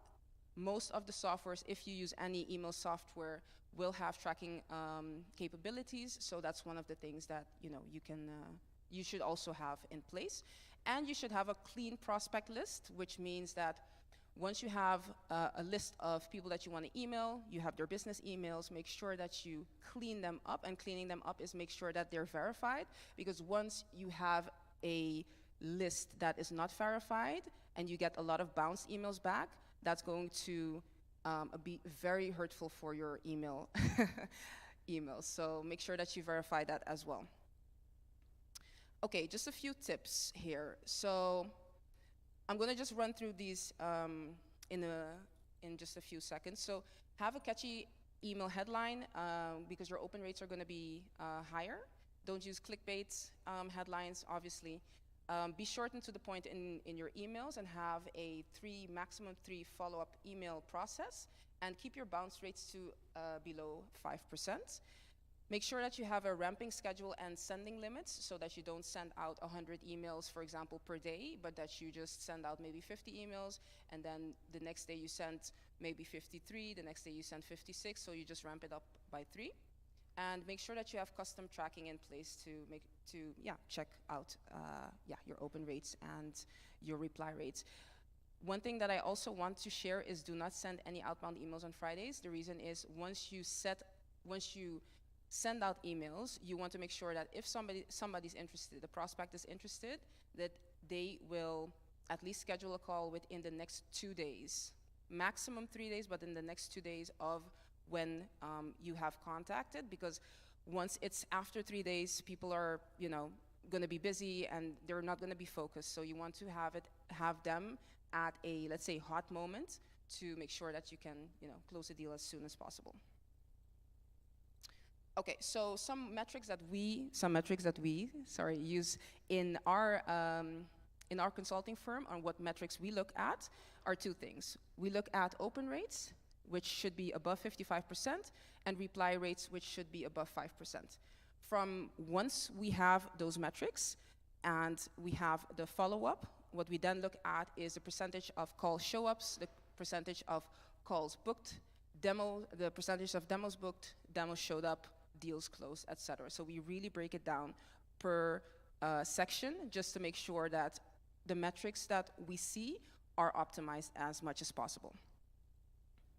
And then some benchmarks for the B2B industry, which this is in general for the B2B industry. These are the open rates that are pretty general. So around 19 to 20% open rates for cold email in the B2B industry, and reply rates are about 1 to 2%. These are just a few of our examples with regards to what we are getting as open rates. We're actually around the 60 to 75%. Some of our campaigns are actually around 80% open rates. So that means that the back end technical-wise has been set up well. We have the metrics in place. We have the email inbox warmed up and things like that. And as well, our reply rates are around 5 to 7% as well. So a few case studies. SaaS launch, myself, of course. I actually went full-time last year, and we grew our MRR, so that's our monthly recurring revenue, by 2,700% this year. So that means 27 times our MRR from last year till this year. Sign eDeal, a fintech company, helped with traction, and they're now in the process of closing a multi-7-figure deal with VCs. And we have RexTeam, which is a WordPress plugin software, grew their MRR from 82K to 128K in 4 months. So this has all to do with metrics, cold email, and making sure that the metrics in place are as optimized as possible. So as everybody knows, you can scan me, you can connect on my socials. If you scan the QR code, it will take you to all the socials: LinkedIn, Twitter, Instagram, even TikTok.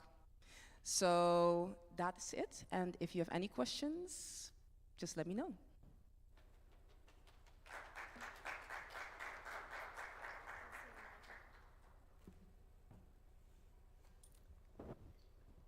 We've got a couple of questions. We do have time left on the clock, so that's fine.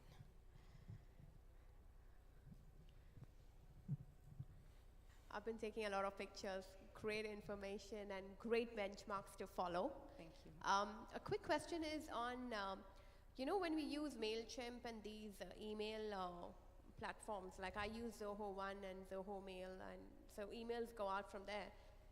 One issue I always have is they don't come into my outbox.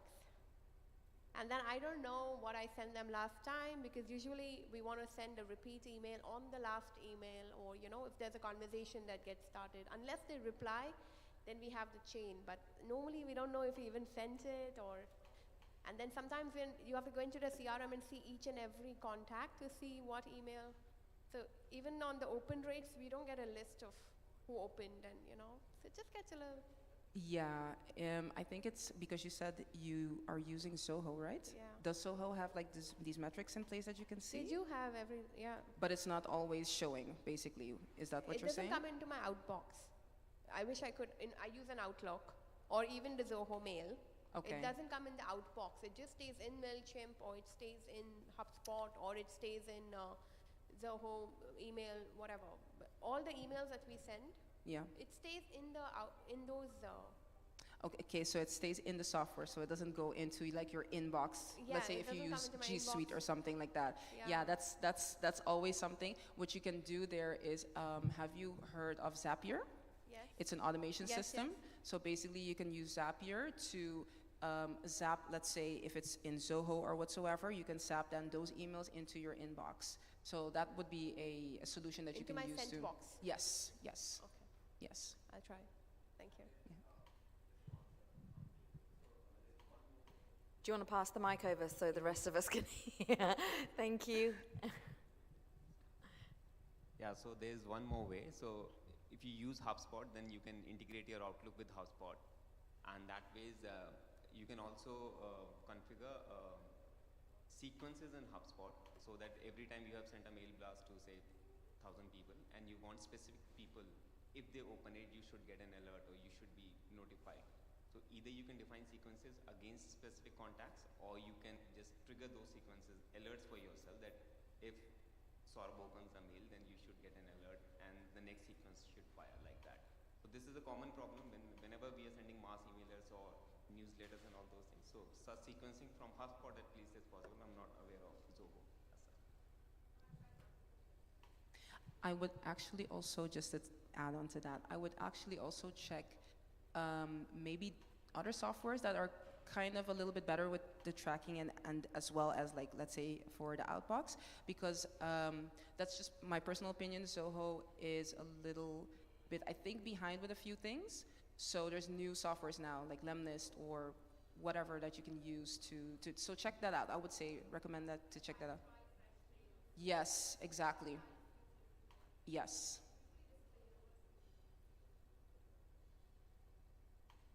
Any other quick questions? Yep. Go on, Joyce. Quickly behind you, and then you can have the last one. It was a great Hey. talk. Thank you so much.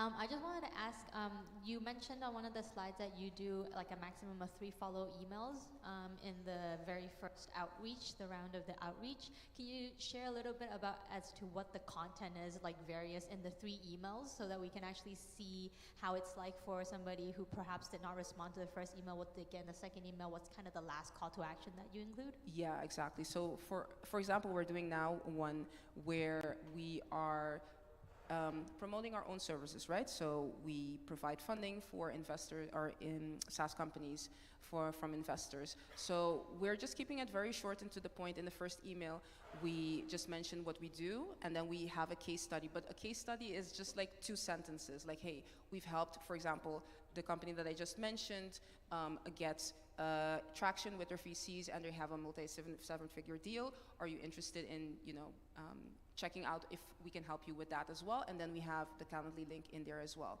And then in the second email, we go a little bit more into depth, just a few sentences more of what the company is, what we do, and how we can help them. And then the third email, what we're doing now is after actually, so the first email is the first day, the second email is after 2 days, and the last email is actually after almost 30 days. It's just a strategic thing. And the last email is just very basic. It says like, well, I guess this is it. I guess that we're not going to talk. Something like that, because that's going to trigger psychologically like your prospect in like, okay, what was the email about? Let me go back again. And then they're going to see like, hey, okay, maybe I missed it, or I've read it and I just forgot about it. So that's just a very basic example. What we also do with some of our clients is that we have a sales page. So we create a sales page in which we have the full value proposition on the sales page, and we drive traffic through email to that sales page. And on that sales page, they can also, schedule in a 15-minute qualification call. So that's also a different way of driving traffic to, let's say, instead of having a salesperson, you have that sales page as your salesperson. Obviously, it depends also on what your ticket size is, like if it's a high ticket offer. If it's an offer, let's say between, let's say 2 and 4K in euros, let's say it like that, then a sales page is fine. But once it's over that amount, then obviously you need to have a qualification call where somebody is face-to-face, because those are just higher ticket offers. Thanks. Thank you. Welcome. Any other questions? Okay, that's great. Thank you so much, Denise Edwards from SaaS Launch. Great talk. And right, you guys, I need you to come and sort the stage out really quickly while I do some fillings. If we want to remove some chairs off the stage, that'd be great. Yeah, I know. Yeah. So up next, we are inching closer towards the end of the conference, and we're going to have a fireside chat for you next. And our speakers are basically going to have a freewheeling conversation on the topic titled A Lively Introduction to Native Advertising, Thinking Like a Modern Marketeer. If I could please invite Surabh Mishra, Head of Business and Digital Marketing at Keystone, and also Aditi NC, who is founder and CEO of the Social Unicorns, to come up to the stage. And do you need another microphone? Yeah, just one more. I'm just getting another microphone. Hello. And another one. Thank you so much. There you go.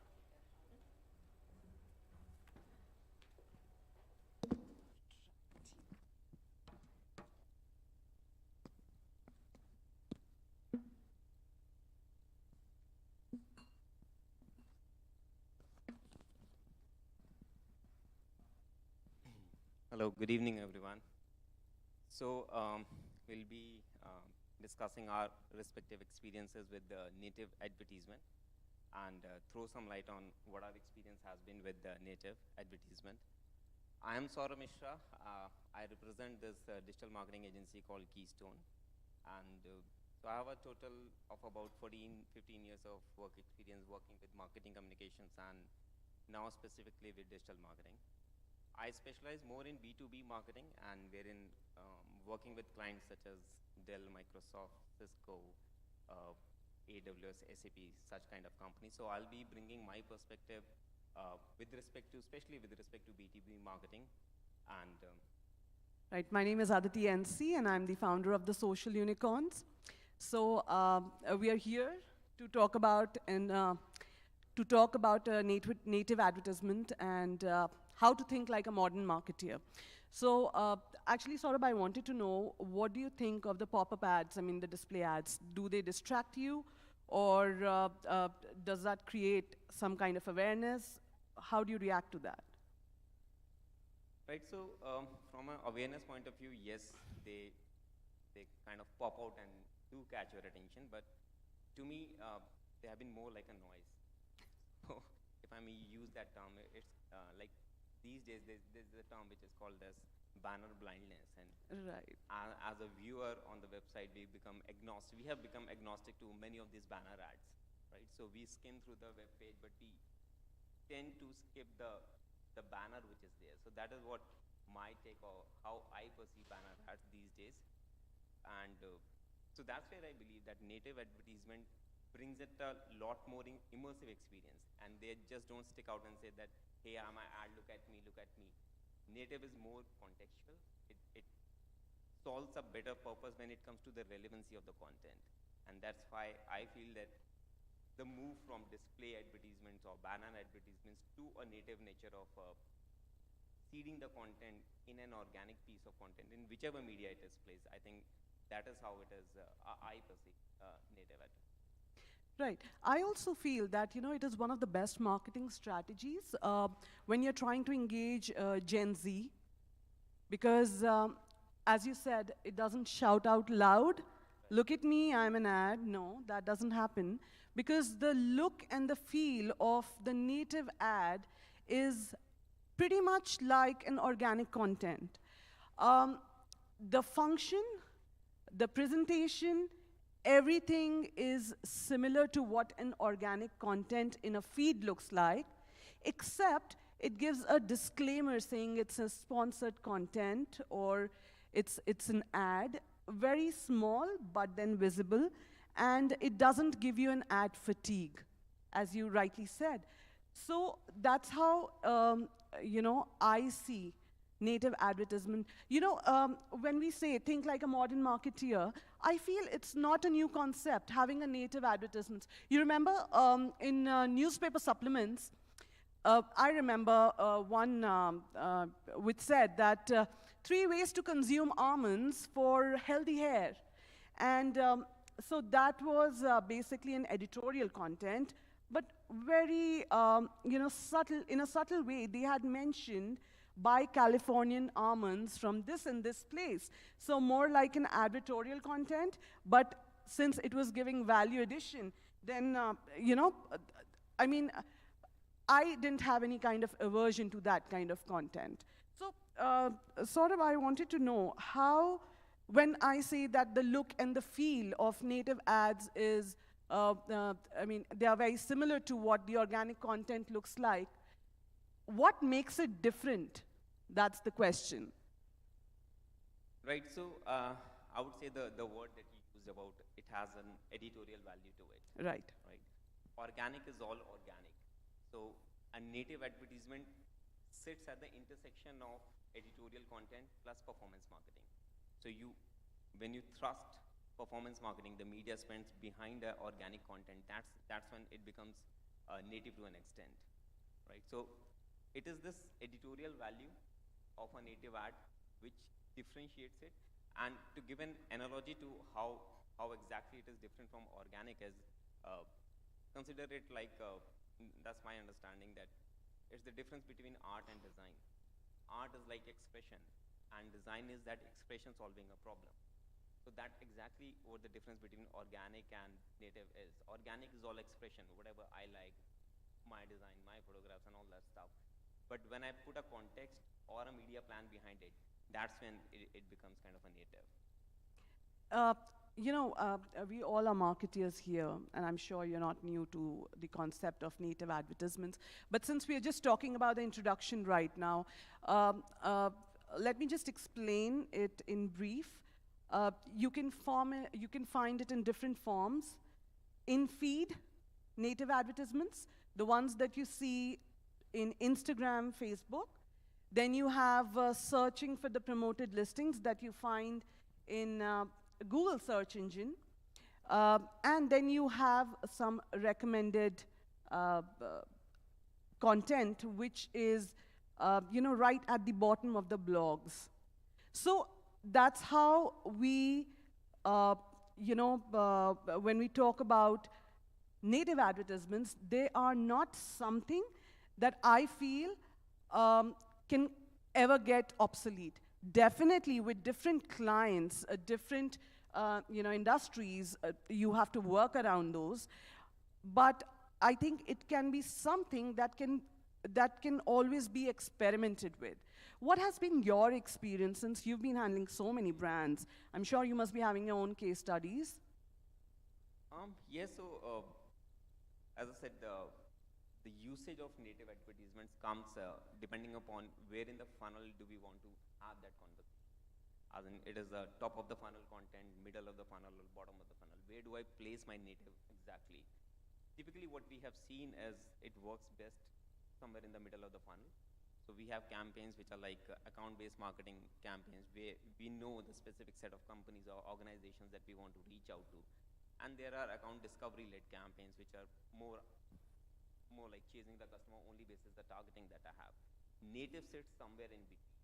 And the signature examples of where we have seen native working is when we do some kind of a demand gen campaigns or lead gen campaigns.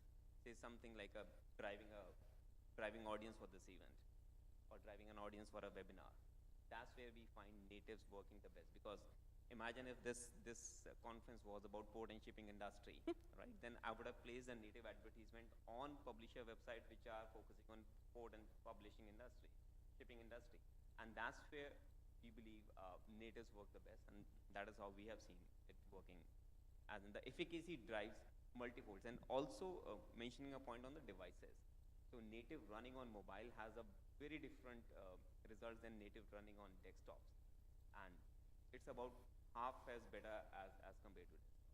Similarly with us, so there's one of our clients, they're into fashion, and they wanted to do something on lines of social media marketing. So we suggested why not have campaigns on Facebook and Instagram, since maximum sales after website they were getting from Instagram. So we started different campaigns. Definitely we had our own testing moment, and we did 2 experiments, one with static post, wherein it was just photos, and then we had video content wherein there were models who were walking the ramp in different clothings, and definitely the video content generated more eyeballs. It was so easy to get clicks, those eyeballs, because it was just, you know, very smoothly integrated with the organic content. So that worked in favor of, our client. But then we are handling clients from other industries as well, for which we do not recommend Facebook or Instagram, but then on LinkedIn, especially those, the businesses that are B2B. Right. On LinkedIn, they perform really well. So definitely it's an amalgamation of strategy and platform, and one has to make sure as a marketeer what kind of brand you're handling, the USP and their flagship products for sure, and the kind of content that you want to put out. So what is your take on video marketing when it comes to native advertisements? Yes, so video, like as an ad format, definitely it is more engaging, and the amount of engagement that we see on video far like it exceeds what we see on static post or GIFs or even carousels for that matter. So it's just video is something that we have been saying for years that it is the coming thing. But we are right now in the middle of that, where if we don't have video in our media mix, then we are really losing on something. So yeah, I think it is important, and that's why even the resources that we have in our team right now is video heavy, because that is where all the focus is. And last question from my side. We would want to wrap it up a little soon. So why do you think that native advertisements still works? I mean, I understand we have been using that in traditional form of marketing as well, be it print or television, even on television. So why do you think it is working on digital media as well? I think it is essentially for the ROI that they give. Like if you see display ads or banner ads, initially used to have CTRs of 0.8%, 0.9%, on good days even 1.1%. Today, if you get a CTR of 0.28% on a display, you consider it a good performing campaign. So that's how display is, as in reducing in its efficacy when it comes to driving traffic to a website or to a mobile app. Native, on the other hand, is about 44%, 45% more effective in terms of lending that trust in a viewer that this is the genuine content. Right. It is the power of being hyper relevant, because it is seeded with organic content. It comes across as a very highly relevant content to the user, and that's how it is performing, and that's how it is always there in the media plan whenever we work on it. You know, I have some numbers here. So I was just trying to figure out, I was just trying to get into little depth as in why we marketers are actually choosing native advertisements. So the simple answer was that it works. So 53% times it is like, if you compare it with the display ads, it's seen more. I mean, 53% times more than display ads. And there has been an increase of 18% when it comes to purchase intent. So definitely, if the content is strong, if you are projecting your brand as something which can be trusted, as you said, yes, instilling that kind of trust, definitely people would go and buy, click on it at least, just to check it out and see how credible the brand is. Also, the visual engagement is more if you compare it to, because when I see display ads, and for example, if I'm in the deep work session, it is definitely distracting. I choose to skip the ad or ignore it and get irritated at times, for sure, because it's right there on my face, and it is not even solving the purpose. Yeah, so that's true. So when it is shown in your face like that, then it is like somebody hammering on your head that read me all the time. So yeah, good to get your perspective, Aditi, on that. So anything from the audience, if you have any queries, and then we are good to wrap it up. Yeah, absolutely. We are opening the floor for the questions. We wrapped it. Yeah, so that's right. Thank you so much. That's a wrap for now. Thank you for being so patient and listening to us. Thank you. That was very short and sweet, guys. I thought you were going to carry on chatting for a while. Thank you so much. That was amazing. Thank you so much. Let's give a nice round of applause. Thank you so much to Saurabh Mishra, Head of Business and Digital Marketing at Keystone, and Aditi NC, who's the founder and CEO of the Social Unicorns. Right, we are very nearly at the close of Marketing 2.0. It just means we've got some awards to give out for you now. Final ones of the event, and we'd like to honor the contributions of individuals and organizations who've made people smile with their campaigns and created a positive change in the industry through their pioneering work. So we're going to first kick off with one of our outstanding business awards, and the first one goes to Bant, and we do have video thanks for these ones.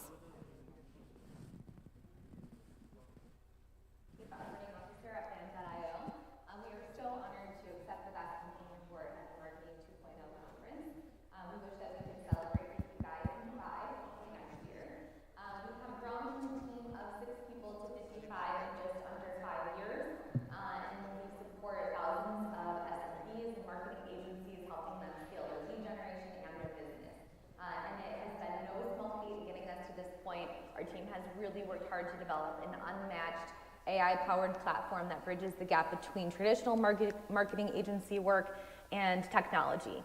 We have refined our processes more times than I would like to admit to provide the absolute best services to our clients and a great experience for our team members. In the process of growing, we have built a remarkable team of people who live throughout the world and are experts in their respective fields. It has really been inspiring watching everyone come together and turn us from a startup into the established business that we are today that's truly making a difference in the marketing space and in people's lives and livelihoods. During this time, we have also built a culture that aligns our values of instilling positivity into everything that we do, fosters confidence to try and to fail, focuses on outcomes versus activity, and ensures a strong work-life balance for everyone who works here. So thank you, Marketing 2.0, for recognizing us for these achievements, and thank you to our team who worked so hard every day and got us to this point. Have a wonderful day. Enjoy the conference. Congratulations. Ladies and gentlemen, thank you very much for having with me today. I'm the founder and CEO of Cross Business Producers. We are very much honored to be awarded on behalf of everyone at Cross Business Producers, Inc. Our purpose as a company is defining the change point of the planet and delivering the value to the society by business. We are living in the real turbulent time. Unexpected things, uncertain things happened everywhere and every moment in the world today. The change is the usual things now at the time. The business development is the job for that age. We are supporting the society, planet, and the people to connect super global purpose and super local issues with entire business value chains. So that is our job, business producing, business development. It could be an architect for future society and making the interconnected solution for planet, industry, nation, nationalities, and people everywhere in the world. That could be the virtual circle and a universal environment, so that is links to wider circle of trust of the people. Toward 2050, our job could be take the fundamental role for the future society. Recognize our job by this award. It's really honor. It's a real boost for our next steps. So thank you very much for the committee. We are very much honored. It really means a lot to us. Thank you very much. Congratulations there to Cross Business Producers. And we move on to our Outstanding Leaders Award winners. And the first up, Sabine Seigal.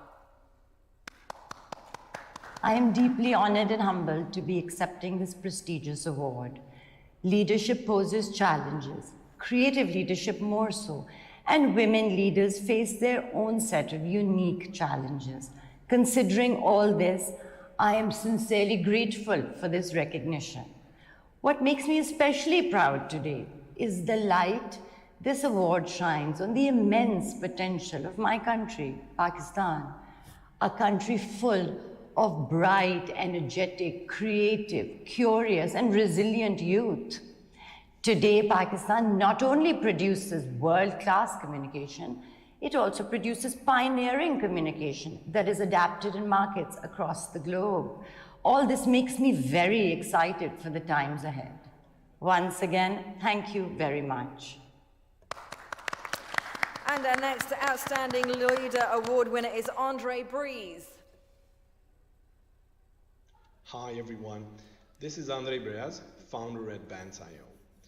I'm so honored to receive the Leadership Award from the Marketing 2.0 conference. As a serial entrepreneur and marketer, I started down the journey as a leader in this space back in 2006, eventually founding and exiting my first company in 2016, which led me to founding Bands.io that same year. After having spent over a decade in the sales and marketing space as a director and team lead, and then as a business owner, I came to realize that there were a lot of gaps in the products and services offered to SMBs. Bands.io was founded to bridge that gap between traditional agencies and tech, offering a multi-channel solution that helps businesses generate more quality leads and increase their sales. Since founding Bands.io, we have grown from a team of just a few people to a team of over 55 people who are distributed throughout the world. Although this was not an independent effort and something I credit to everyone in the team, there were some personal lessons learned that I think are worth sharing. To start, if you treat your people well, that is transparent to everyone. Happy and successful employees make happy and successful customers. The dividends pay for themselves. Next, don't be afraid to fail. If there's one thing that I have learned, failure to fail stifles growth. If your employees are too afraid to be creative or too afraid to test an idea and fail, you will never know what you're truly capable of as a business. Next, do the right thing. Doing the right thing is always good business. Lastly, work smarter, not harder. Just putting in the hours doesn't help you achieve the results you want to achieve. Always looking for ways to work smarter and constantly improving your existing processes will get you there. I appreciate everyone at Bands.io who thought to nominate me for this award. A good leader doesn't become a leader by founding a company. A good leader is the sum total of all the achievements of the incredible people around them. Thank you, Marketing 2.0 conference. We wish we could be there in Dubai with you. We hope to be in person next year. Have a great evening. Congratulations to Andrea Biaz there. And our next award winner is Ankita Nankiolia.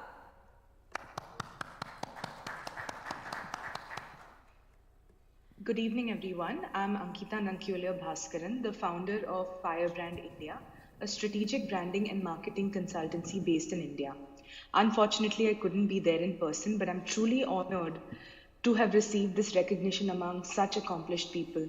Immensely happy to be recognized among global brand builders and marketers. When I started Firebrand, it was only a dream of making a dent in the space of branding, helping companies establish their purpose through meaning and design. Today, when I look back, more than 6 years later, I feel we have done some wonderful work, and getting this award just is a validation of the work that we've all put in together. This reaffirms my belief that Firebrand is on the right track and we are able to make a difference to so many brands. We've been awarded many times in India, but this is truly our first global recognition. We have clients from across the world, and every day we are learning, evolving, and growing together. Thank you so much once again for this recognition. This means the world to me, and I have a team that backs me, so I'm here because of them. Thank you. Congratulations to Ankita there. And our next recipient is Charu Sethi. Hi, everyone. Thank you to the Marketing 2.0 conference for the support.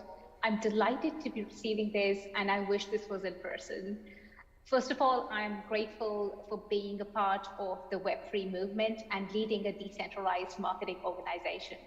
According to Jeremy Epstein, who is a stellar Web 3.0 marketing guru, Web 3.0 marketing is an operation that empowers a network of token holders to be your army of marketers, and then you're accountable to that community at the edge. I love being a part of the Web3 movement, and for that, I would like to thank the CEO of Unique Network, Alexander Mitrovic, and the entire marketing team there. Thank you. And our next winner of the Outstanding Leaders Award is Grace Lowe. Hello, everyone in the conference. I'm Grace from Malaysia, and I'm humbly thankful to the team for selecting me qualified for this award as Outstanding Leadership in Advertising. Life has made me change so much since the pandemic as I lead from film production to corporate life. It has not been easy, I should say, for the past 2 years. I'm glad to continue having the highest level of dedication in this position. Once again, thank you for motivating me, and I feel respect for honoring with this award. See you guys next year in Dubai. See ya. And our next Outstanding Leaders Award goes to Hazel Bernadette Gapuz. Hi everybody, my name is Ace Gapuz and I'm the Chief Executive Officer of Blogapalooza. We're the Philippines' premier influencer marketing company. And I'm very happy to have been nominated and awarded by Marketing 2.0 this Outstanding Leadership Award. I wish I could be present to physically accept the award there in Dubai, but I really hope that everybody's having a great time and that everybody's really keeping safe. And again, from the beautiful island of the Philippines, mabuhay and salamat. Thank you very much for this award. And our next winner of the Outstanding Leaders Award is Movin Rao. Hi, Marketing to Conference team. My name is Movin. I'm representing Crush Media Network from Singapore. First off, I want to say a huge thank you for giving us this award. This opportunity for us youngsters is something that we are super grateful for. And yeah, we are so happy to get it. Thank you so much. This is very motivating for us, and we are going to deliver more better results and crush it to the end. Yeah, so this really means a lot to us, and from the bottom of our heart, I'd like to say thank you, and from our Crush Media team, I'd like to say thank you. Love it, love it. And next Outstanding Leaders Award goes to Quendresa Adamaid. In an uncertain and unstable world, nothing is more constant than change.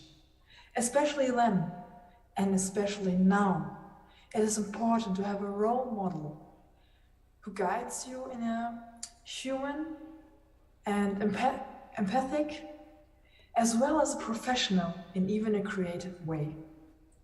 As a managing director, an agency owner, like for a couple of years now, I bear responsibility for my employees, for my clients, and most of all, for myself on a daily basis. In my young 28 years, I have learned over and over again how leaders, how should be not. And I wanted people in my life to benefit from my experience and not have to go through the same thing as I did. After all, the meaning of life is found where your own joy and enthusiasm is helpful to others. That's why I'm more than grateful to be honored and awarded here today for the work I do and for my own purpose I hold within myself. Thank you. That this award will motivate me even more and give me more confirmation that I have been choosing the right path every day in you. Thank you. And our last award for Outstanding Leaders goes to Tara Avincula. Hi everyone, my name is Tara and I'm the founder and CEO of Cartal Manila. Even though I wasn't able to attend this prestigious event due to pandemic, I am extremely honored to be receiving such an important award. Being in the digital marketing space for about 5 years, I know I'm quite new to the industry, so being recognized as one of the Outstanding Leadership Awardee makes me so happy. I am very sure that every other nominee for this award was as capable, if not more, of winning this award. Again, thank you Marketing 2.0 for this award, and for those who attended, enjoy, and I'm looking forward to meeting you all in the future. Thank you everyone. Huge congratulations to all our award winners. Well done to all, and all good things do sadly come to an end. And with this, we mark the end of the Marketing 2.0 conference here in Dubai for 2022. We hope that you've enjoyed the last 3 days and all the amazing sessions, all the amazing speakers, lots of learning, lots of expertise being shared, lots of innovative ideas being shared, lots of networking, and most importantly, I hope we go away with some new friends as well from the advertising and marketing arenas. Thank you for taking time out of your busy schedules to make our event a success. And as we draw the curtains on this, I wish you all the very best of success for the future and your endeavors. A safe journey home. I'm Emma, signing off, and hope to see you again very, very soon. Have a good evening.